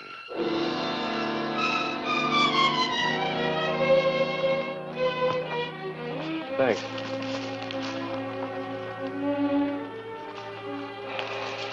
I better get him back to Tombstone. I'll come out tomorrow and pick up your uncle's things. I'll come with you.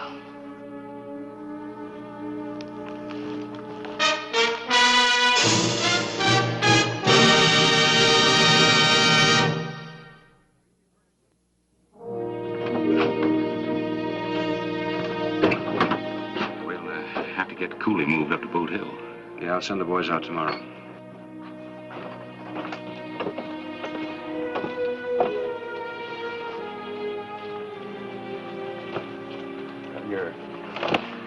Your uncle always said he wanted to do something for you, but I'm afraid he didn't leave very much, just these and a jackpot without any gold in it. He did something for me. He brought me to Arizona. Do you really like it? Then you're not going back to Philadelphia. There were a lot of people there, but I was all alone in the city. Well, I'll ride back.